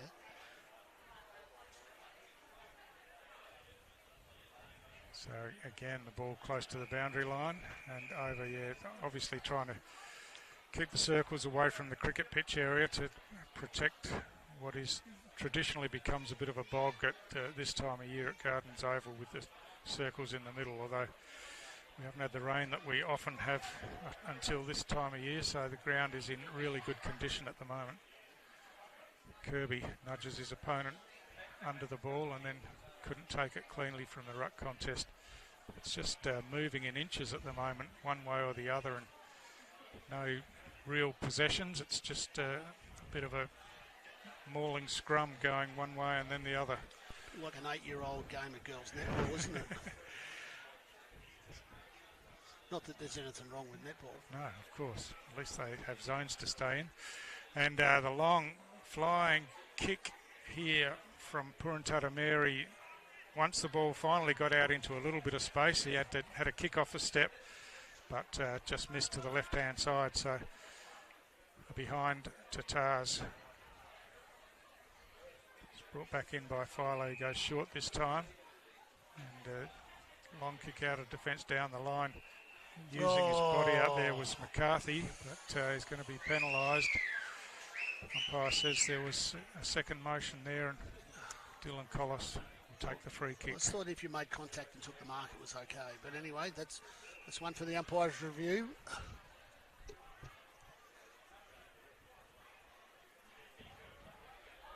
So Tars looking to go forward again, deep inside 50, or just a hand to it. Sees over the back. Brody Carroll trying to pounce on this one, had trouble picking it up initially, got it back to O'Day on the left boot. He kicks towards goal. It's gone right across the face and just hits the lower part of the behind post on the full. And so it'll be a Nightcliff free kick, and Adrian Scott has to come back and take that free kick as he was dashing off to try and be a receiver down the wing. So no one on the mark here as Scott decides to go long to the pack. It's punched away from behind. Carlin swoops on it at the front of the pack, kicks long inside 50 down towards the goal square. Should be a holding free kick paid there, I would have thought. And it will be. It'll go Nightcliff's way to Felix Henderson. And Henderson chips short across the face of goal to Eilert. Eilert has the option to come back across the face where Henderson's waving his arms, but he decides to go up the middle of the ground. On the bounce, it's taken by Philo. He drills a pass. A worm burner bounced a few times before it got to Kennedy. Carlin gets a boot to the ball as he was being tackled, and that'll be a boundary throw in, and that's a sensible decision from the umpire. He had to get a disposal somehow, and there was nowhere else he could go. I think Brody Philo's pointing to the Brandon Parfitt kick that we saw early in the quarter that was paid deliberate, but two different umpires. So Cox in front goes underneath the flight of the ball, and again a strong tackle on O'Day by Norman, and it'll come back for a ball up. We're into time on in this third quarter. It's a 2-point ball game in Tar's favour as ball spills out to O'Day. He tries to force it forward. Monty loses possession of it. It spills backwards, and good hands, good quick hands, gets it to Shadforth. Shadforth got some contact, but it's a high kick down towards the top of the goal square. A bit of a floater. It spills now to Carroll. Carroll gets it by hand. Advantage is paid as the kick comes in from Lockie Wilson, but he wasn't able to bring that one back far enough, and another behind to Tars. So they've had some opportunities in the last few minutes. Yeah, it's like they're on the home straight, Stewie, isn't it? They've seen the finish line for three-quarter time, and they've gone, we need to make some ground up here. See that if they can hold this lead or extend it a little bit further than what they are at the moment, because they've just peppered everything inside 50, and the clearances, intercept marks have all been them in the last couple of minutes. A good mark by Cox, who gives orders. Whistle on the play, and it's a blocking free kick and a 50-metre penalty, I think. So Brett Kennedy again trying to get his point across to the umpire, but it's not going to do him any good, and this will be a set shot for Arnold Kirby from about 15 metres out directly in front.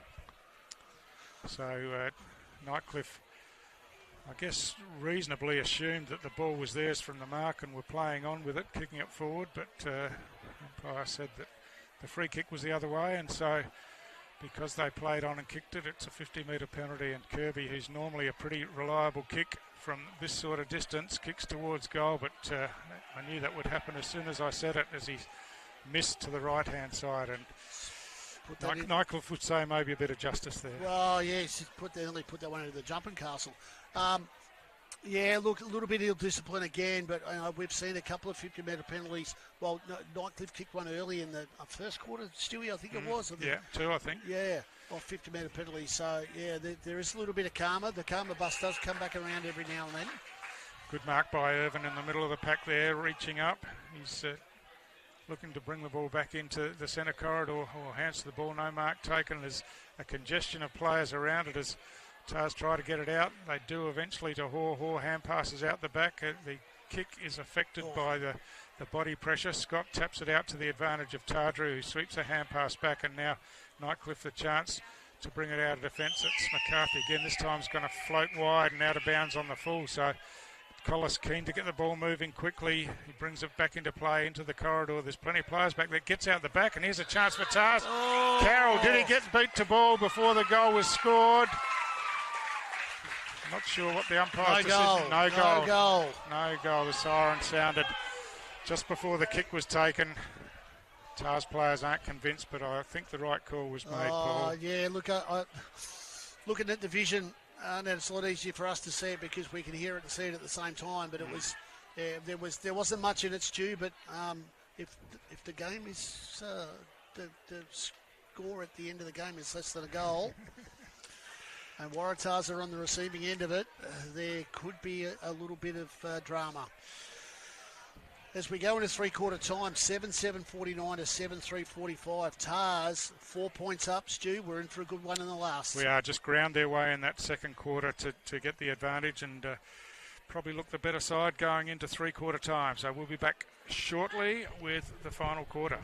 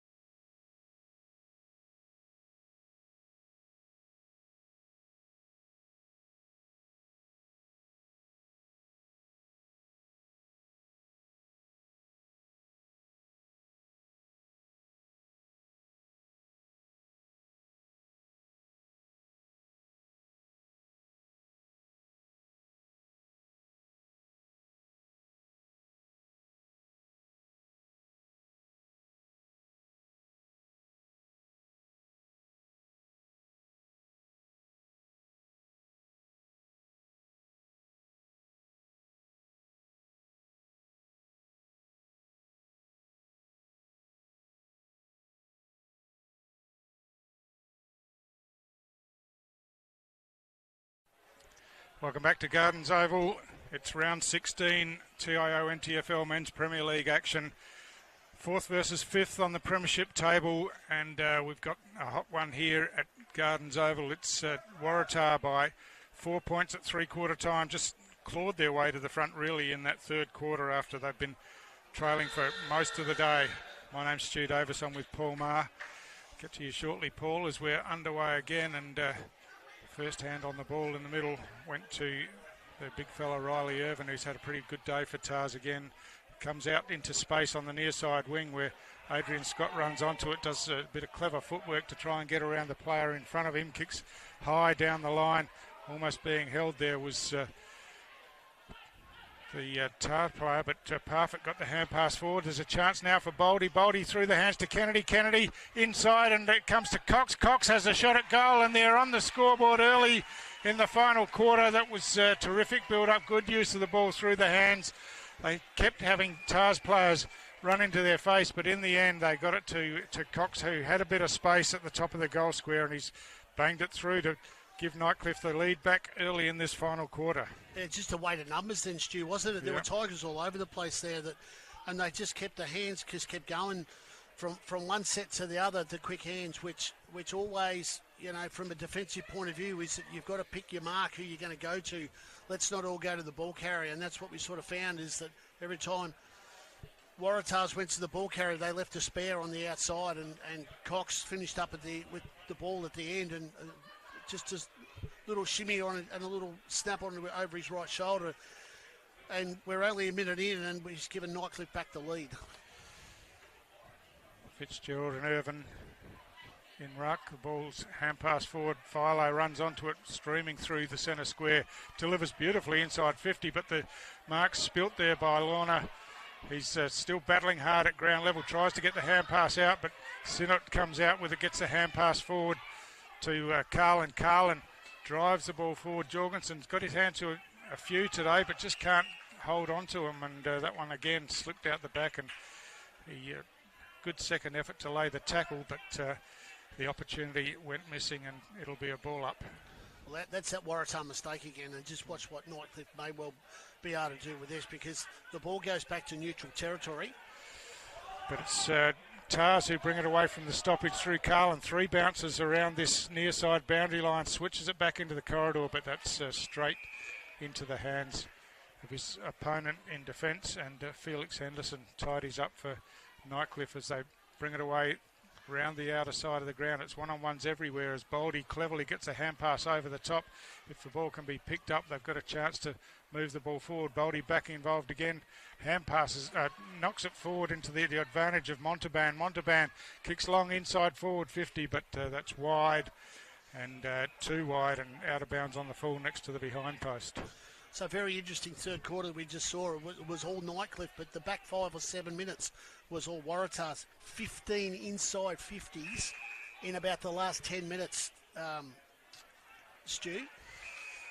Yes, and they got themselves in front, but Tars again going forward this time as Monty's kick hits Carroll, but in the contest couldn't hold on to the mark. The ball loose on the ground, and now they've got a chance again. The hand pass comes to Carroll. Carroll kicks inside 50, got a push as he kicked the ball. I think the ball will come back to Carroll. It won't be a free kick downfield.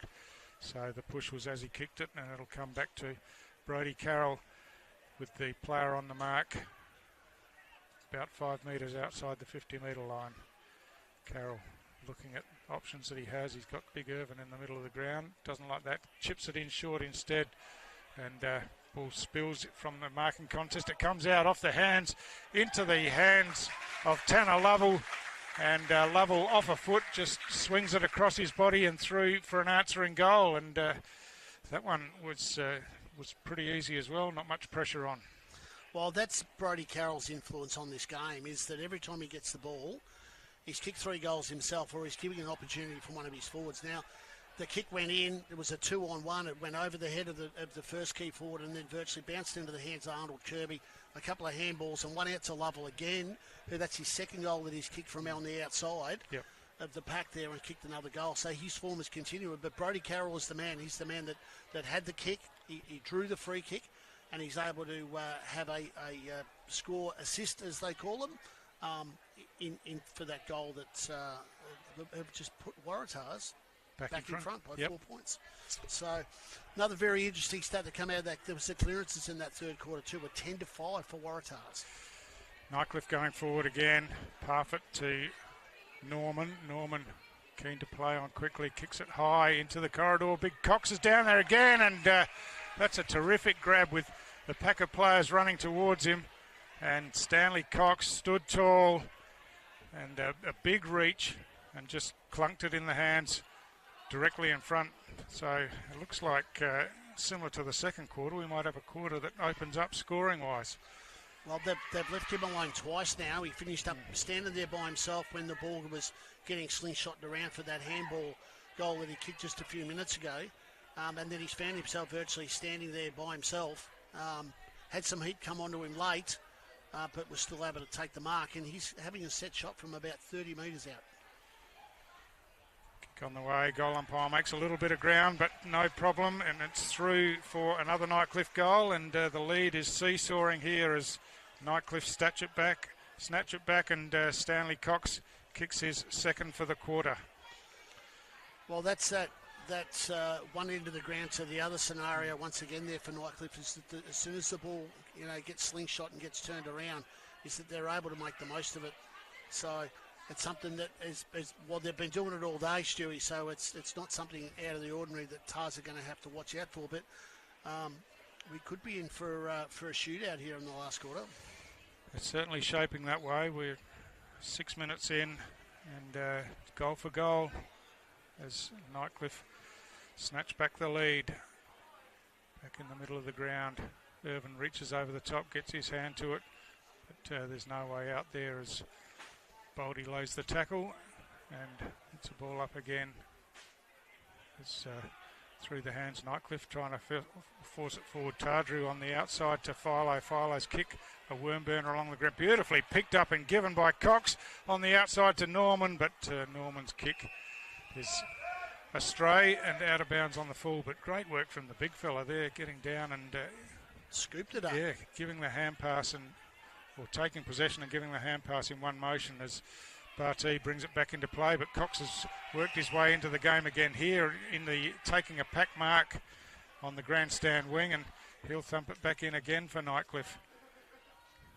It's going deep as big reach up over the top. That's a mark. It is. It's Fergus Green who just reached up over the pack of players, took it in the hands and brought it down on the chest. So another terrific contested mark, and he'll go back. He's got a couple of goals already in the game, missed a couple as well, so a chance here with a set shot from only about 20 metres out. Well, that influence that young Cox has had there again, a towering mark, a couple of goals, intercept mark there to push the ball back in for Green to take that contested mark. That probably going to kick from about 25 metres out.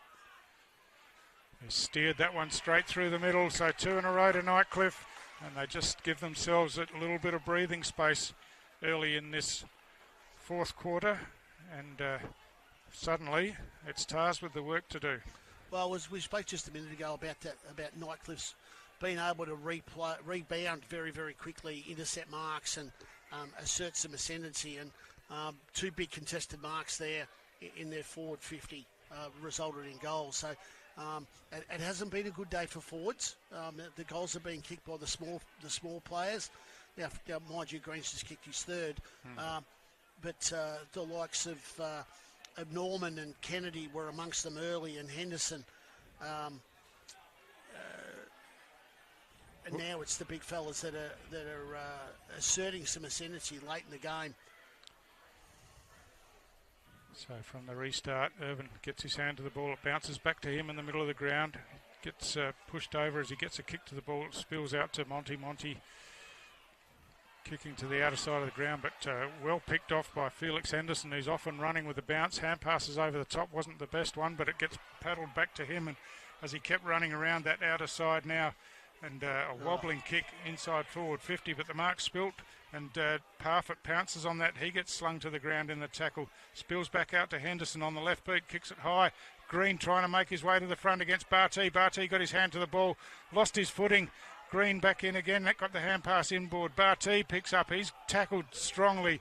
Tars under all sorts of pressure, but they've managed to work it out, and now a sweeping hand pass from Carlin to the outside. Gets it out to Paulson. Paulson kicks long down the line, there's no one there, but the ball's gone out of bounds on the full anyway, and this will be a Nightcliff free kick just backward of the wing on the outer side of the ground, and it's Kyle Fitzgerald to take the kick. They just needed to slow things down there, Stu, didn't they? They shouldn't have just tried to bang it on the boot. They should have either brought it out by hands or had a couple of runners to bring it out. They've got numbers here on the ball coming through the centre. They have Carlin again, gives by hand to O'Day on the outside. O'Day on the left looking for Carroll inside forward 50. The kick was a bit short for him. He does well to get the hand pass back inboard as he is pushed over. The kick swung around towards half forward. Carroll again, it comes straight out to him. He swings around, gives off this time, and the hook around the corner running in from directly in front. Lockie Wilson gets himself on the scoreboard, and Waratah get one back. The ball just keeps bouncing to Brody Carroll. Well, he led out. He was the only really key player that was leading out. He got himself that close to the boundary line that he went over it, and the ball fell forward, and then luckily for him landed back onto his feet and was heading back towards goals. And one bounce pickup, he could have ran into an open goal and kicked his fourth. Decided to hand it off to Wilson, who kicked truly a little bit of a snap around the corner, and it's back to a 2-point game. It is. I would have thought Carroll would have had a go himself there, but always looking for the opportunity to find someone in a better place, and he did that time, and Wilson didn't let him down. And Wilson's second half in particular has been pretty impressive, getting a fair bit of the football as he runs through the middle and forward. So we're back in the middle. Big Kirby gets his left fist to the ball, but not much direction on it. Baldy runs onto it, gets the hand pass to Scott out wide. Parfitt runs past him and now looks inside 50, kicks to a one-on-one in the goal square. The big leap from behind. Cox again got his hands to it, couldn't take the mark. I think that's come off the boot of Fergus Green in the goal square as he was laying on the ground, and it's through for an immediate response from Nightcliff. Big grin on Fergus Green's face. Why wouldn't there be? Well, that's his fourth, Stewie, for the day.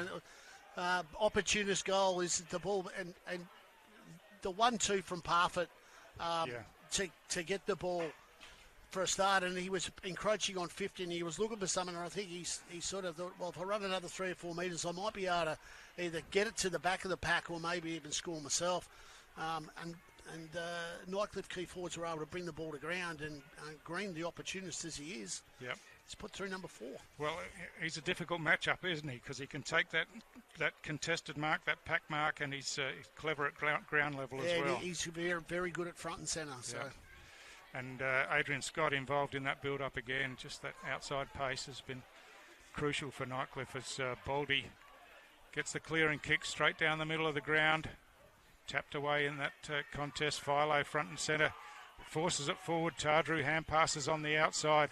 The snapshot towards goal by Montalban. And Fergus Green again just made better position than his opponent, Robbie Barty. And Barty trying to push back. Just didn't have any effect as Green this time gives off. He's given up a fair bit of territory, but he's got a player on a much better angle who's about 35, 40 metres out. And that is Liam McCarthy, who's had a pretty good game himself off half-back today. Yeah, just leading into that pocket again, Stu. They've just sort of found a little bit of room there, and he only had a metre or so on his opponent, but just held his ground, was able to take the mark, contested mark inside 50, and he's given that off. And McCarthy's going to have a shot here from probably about 45, left foot. Oh, it's a good kick. Looks good.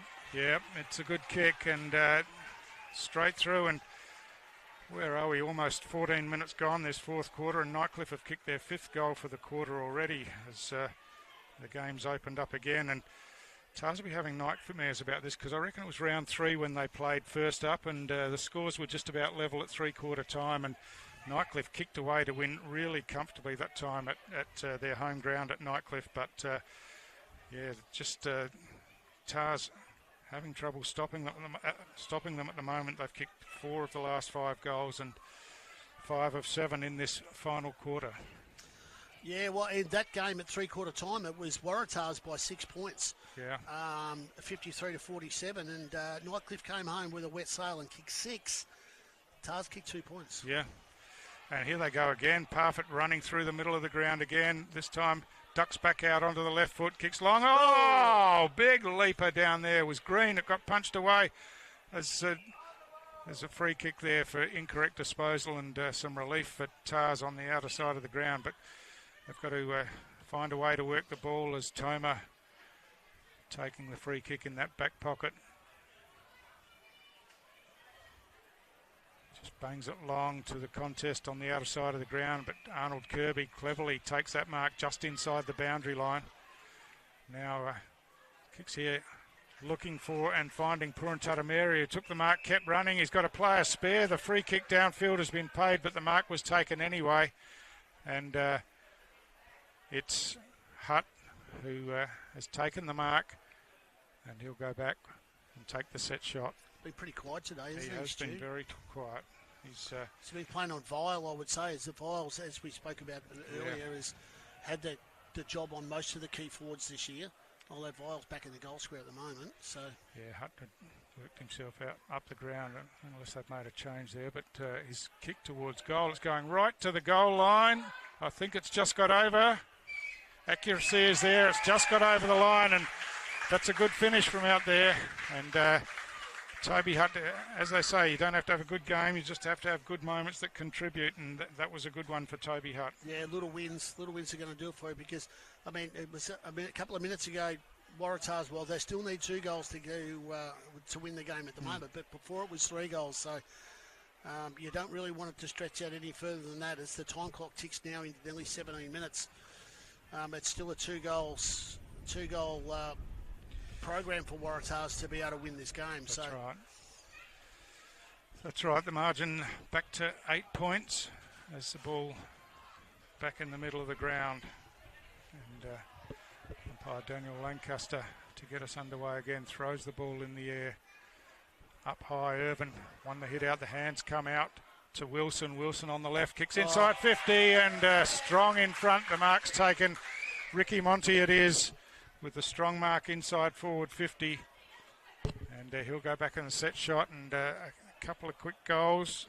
The potential here to get them inside a couple of points. I think that was Politis on the mark. I think he got turned around there in that contest, and he found himself with his back to the footy, which is not ideal. Neither is that kick. No, that's he's had a couple of them from set shots, Ricky Monty, unfortunately, and bit of a sigh of relief for the Nightcliff supporters in the crowd, and there's plenty of them as well. As ball brought back into play with a high ball outside 50. Tadri gets up high, gets one hand to it at ground level. The hand pass from Bailey Scott gets to Carlin, and now back to Scott again. Scott on the left boot, goes long towards the goal square, hands up in the air, punched away from behind. It comes to the front of the pack.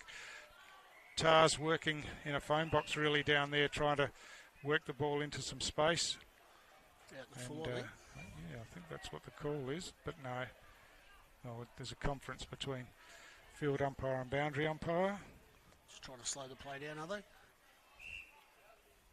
It is a free kick. It's a Nightcliff free kick against Brody Carroll, who doesn't agree with it, obviously, shaking his head on the mark, but ball brought back into play by Henderson. High ball couldn't be marked there by Fitzgerald as Tars looking to go forward again. Paulson this time close to the boundary line. He did have a player in the vicinity there, Bailey Scott, but it got bounced over the line, and it'll be a boundary throw in just at the junction of the 50-metre line and the boundary line. They've got a little bit of control here, Waratahs, haven't they? They've got numbers back behind the ball. They've got a good defensive setup. They've just got to watch, obviously, the Parfits and the Philos. Cox a bit unrealistic in that rucking contest. Oh, and he's going to win himself a free kick for the block. It's an interesting decision as the... crowd were with you then too, Stewie, I think. So Cox Not sure what to do here. Down the line's probably the best option. He's going to go backwards. Directly backwards to Henderson. Ricky Henderson in the back pocket. Not sure what that gains from except a few moments off the clock as the long kick comes down the line now in front. The mark's not paid, it's paid over the top to Tardru. Tardru has a runner in the middle of the ground, and that's Felix Henderson. Felix Henderson has a runner on the outside. McCarthy marks, gives over the top to Kennedy. Kennedy has to duck back, now tries to drill a pass into centre half forward. It goes through the legs there and picked up by Collis. He tries to chip it up the middle of the ground, but it's only gone as far as Baldy in the middle, and he takes the intercept mark. He plays on now. He's got a player in space inside forward 50. The kick's good, and that was a good build-up, and it's Lorna who made some space inside 50, and Baldy didn't let him down with the kick. Great kick there from Baldy. It was the Waratah defence came out and just virtually kicked it straight back to Nightcliff there. Yeah, and you know, we spoke about that earlier, Stewie. I mean, get the eyes down and maybe trying to find a runner and bring it out rather than just trying to bang it onto the boot and clear space. Knowing that Nightcliff are going to set up behind the footy, and it's exactly what's happened here. And we found Warner now having a shot for goal from about 45 metres out. Well, straight behind that one. It's gone straight as a die, and that's starting to make the scoreboard a bit unmanageable for Waratah now as we are a minute into time on, and Lorna scores his second for the day. And once again in this final quarter, it's the scores have really blown out, with Nightcliff kicking 6 goals in this quarter, Waratah 3. So what was a 4-point three-quarter time lead to Waratah has turned into a 14-point Nightcliff lead with 21 and a half minutes gone. Yeah, and we spoke about that earlier in relation to the round 3 clash that these two sides had, where Tars actually had a 6-point lead and end up succumbing by some 5 or 6 goals. So we don't want to see that again, but it's at the point now where it's a 3-goal game, is that they're going to need to kick 3 goals. Huge thump forward, and Wilson takes it, swings it forward, ball punch forward. O'Day at ground level, scoops it up with one hand, gets the hand pass on the outside. The kick comes in towards goal, but cleverly for Nightcliff, Sean Hunter had made his way back to be the goalkeeper and takes the mark. Now chips it out of defence. McCarthy running hard, gets to the ball to take the mark, and really liked his game off half-back today. McCarthy has been good a couple of times that I've seen Nightcliff. Went to go across the ground, change his mind, and chips out wider to Cameron Eilert. Eilert just happy to slow things down and direct a bit of traffic, but now chips it inboard and finds Politis in some space. He's got a player out the back. He's still got Eilert out wide, and that's the way he's going to go. So Tars really need to close down on all of these players here to try to turn the ball over and get a couple of quick goals on the board. Yeah, need some forward pressure, Stu, really, don't they? Yep. But Nightcliff happy to just share it around in the back half and wind the clock down. Wow, that's a good pass. Just spilled off the chest of Tanner on the outer side of the ground and over the boundary line, but that'll still slow things down and allow players to congest around the stoppage here. Well, three-quarter time, it was looking like a cracker. Nightcliff have flexed the muscles here in the last 15 or 20 so minutes. And now starting to control the footy off the back end of the play. The battle at the other end of the ladder, Stewie, is just about over at TIO, with Darwin Buffalo's got a 12-point lead over Palmerston, so that may well hand the wooden spoon up against the golden shovel, which we're playing for here. Yep, and Nightcliff running it forward again with a wave of players. McCarthy just slipping to the ground but getting back to his feet and now hooking the ball inside 50. Slick hand pass over the top, if you don't mind. Montalban runs onto it into goal square. That was terrific work. I think it was Fergus Green with that incredible hand pass over the top. And another fantastic goal for Nightcliff, and they've been impressive again in this final quarter and have kicked away, and It's twice they've played Tars, twice kicked away in the last quarter after trailing at three-quarter time. Might be just some gremlins in the mind going into the finals, Paul. Yeah, well, the process of last week's 95-point win over a very undermanned Wanderers team, and then coming up against, in what is a battle for seconds place or the double chance, has some unwanted pressure go on Waratah. They're a very young team.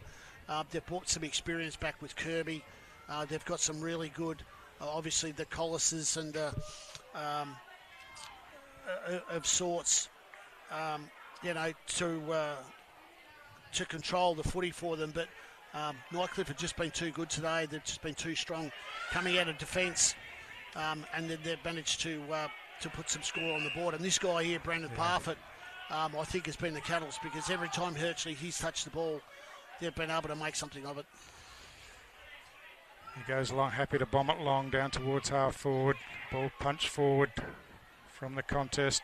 Hoare overran it. Picked up by Irvin, got the hand pass over the top where Scott gets it out, but Nightcliff, another chance through Norman, off a step, kicks towards goal. I think he snuck that one inside that right-hand goal post.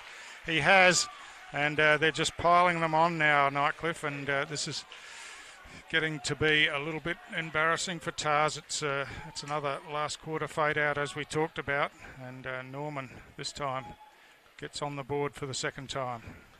Yeah, well, that, as we spoke before, they were pushing 14 points not long ago, and they were having a set shot for goal, which could have brought it back to 8, and now it's blown out to a 26-point deficit as we head into the final minutes of the quarter. So, yeah. I mean, there's no such thing as an honourable loss, Stewie. No, but that's right. If you lose the game by a point, you've got some stuff to work on. Well, to put it into context, what Nightcliff scored 7 goals, 3 till three-quarter time, and they've kicked 8 straight in this final quarter. It's been an amazing quarter of football by them, as Tars still in there fighting for it, but Nightcliff just too well organised in that centre area, and Philo gets yet another possession down to centre half forward.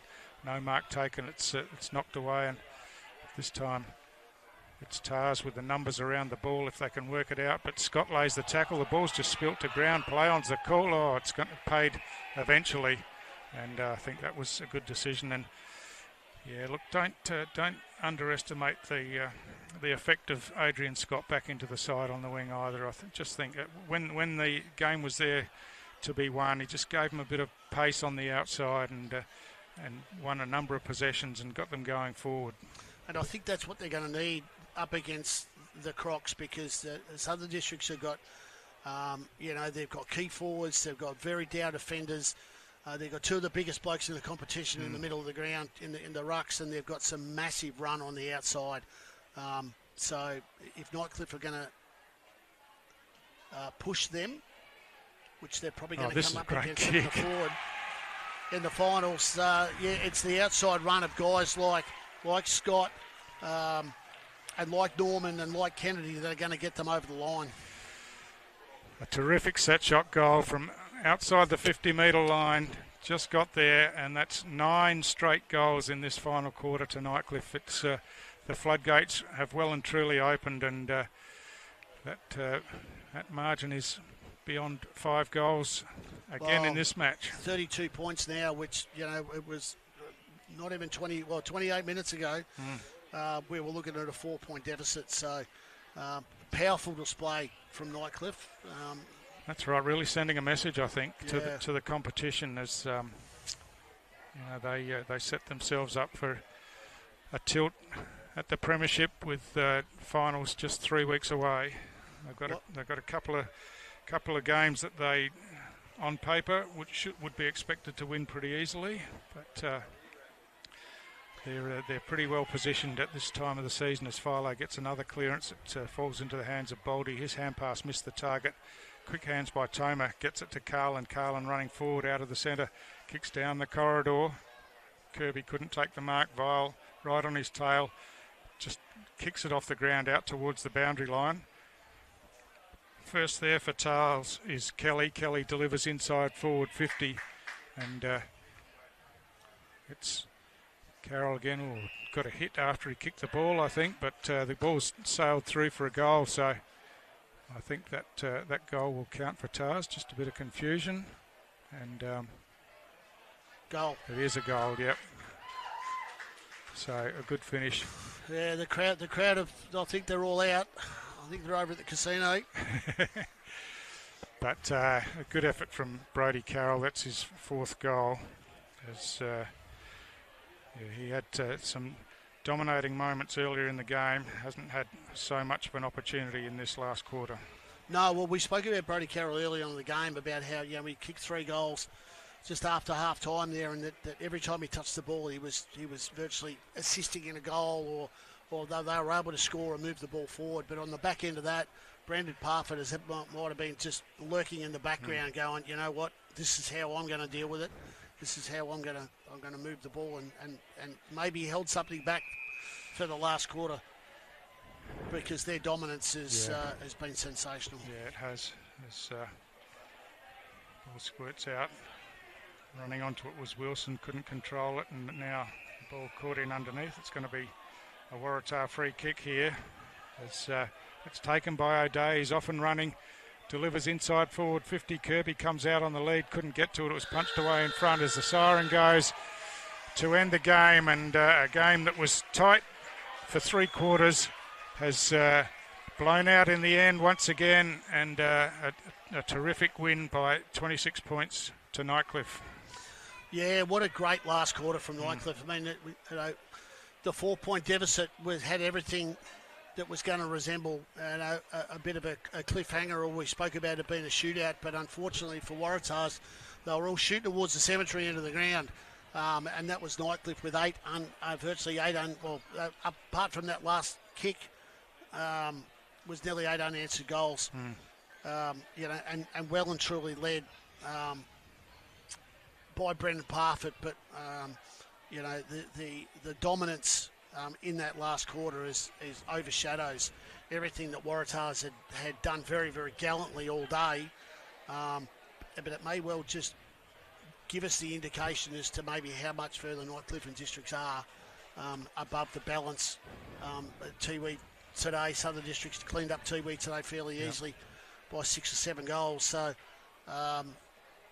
there's a bit of a gap there, I think, between Nightcliff and Districts and maybe the balance of them in that final 5. But time will certainly tell. Goal kickers for the day: Carroll with 4, Wilson, Polson, Monty, and Shadforth with 1 each. Tanner Lovell 2 on the outside there was pretty good early, but the standout Fergus Green with 4, and Norman with 2, and Lorna with 2, and then there was Cox with 2, and then multiple single goal kickers. So Lee Grossman will walk away extremely happy today with that result. I think he would have walked away happy, as we spoke about earlier, about winning ugly. Well, it certainly wasn't that. It was losing ugly from a Waratah perspective. So that's right. They had the machine working in the last quarter and really kicked away with the game, didn't they? Yeah.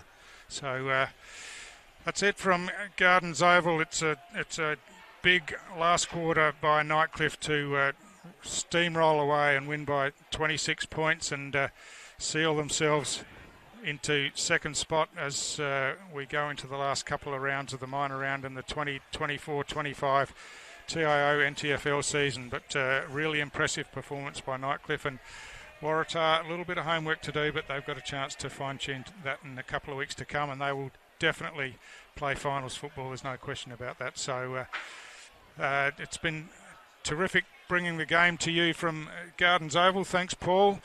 And we'll look forward to bringing you more NTFL action next week.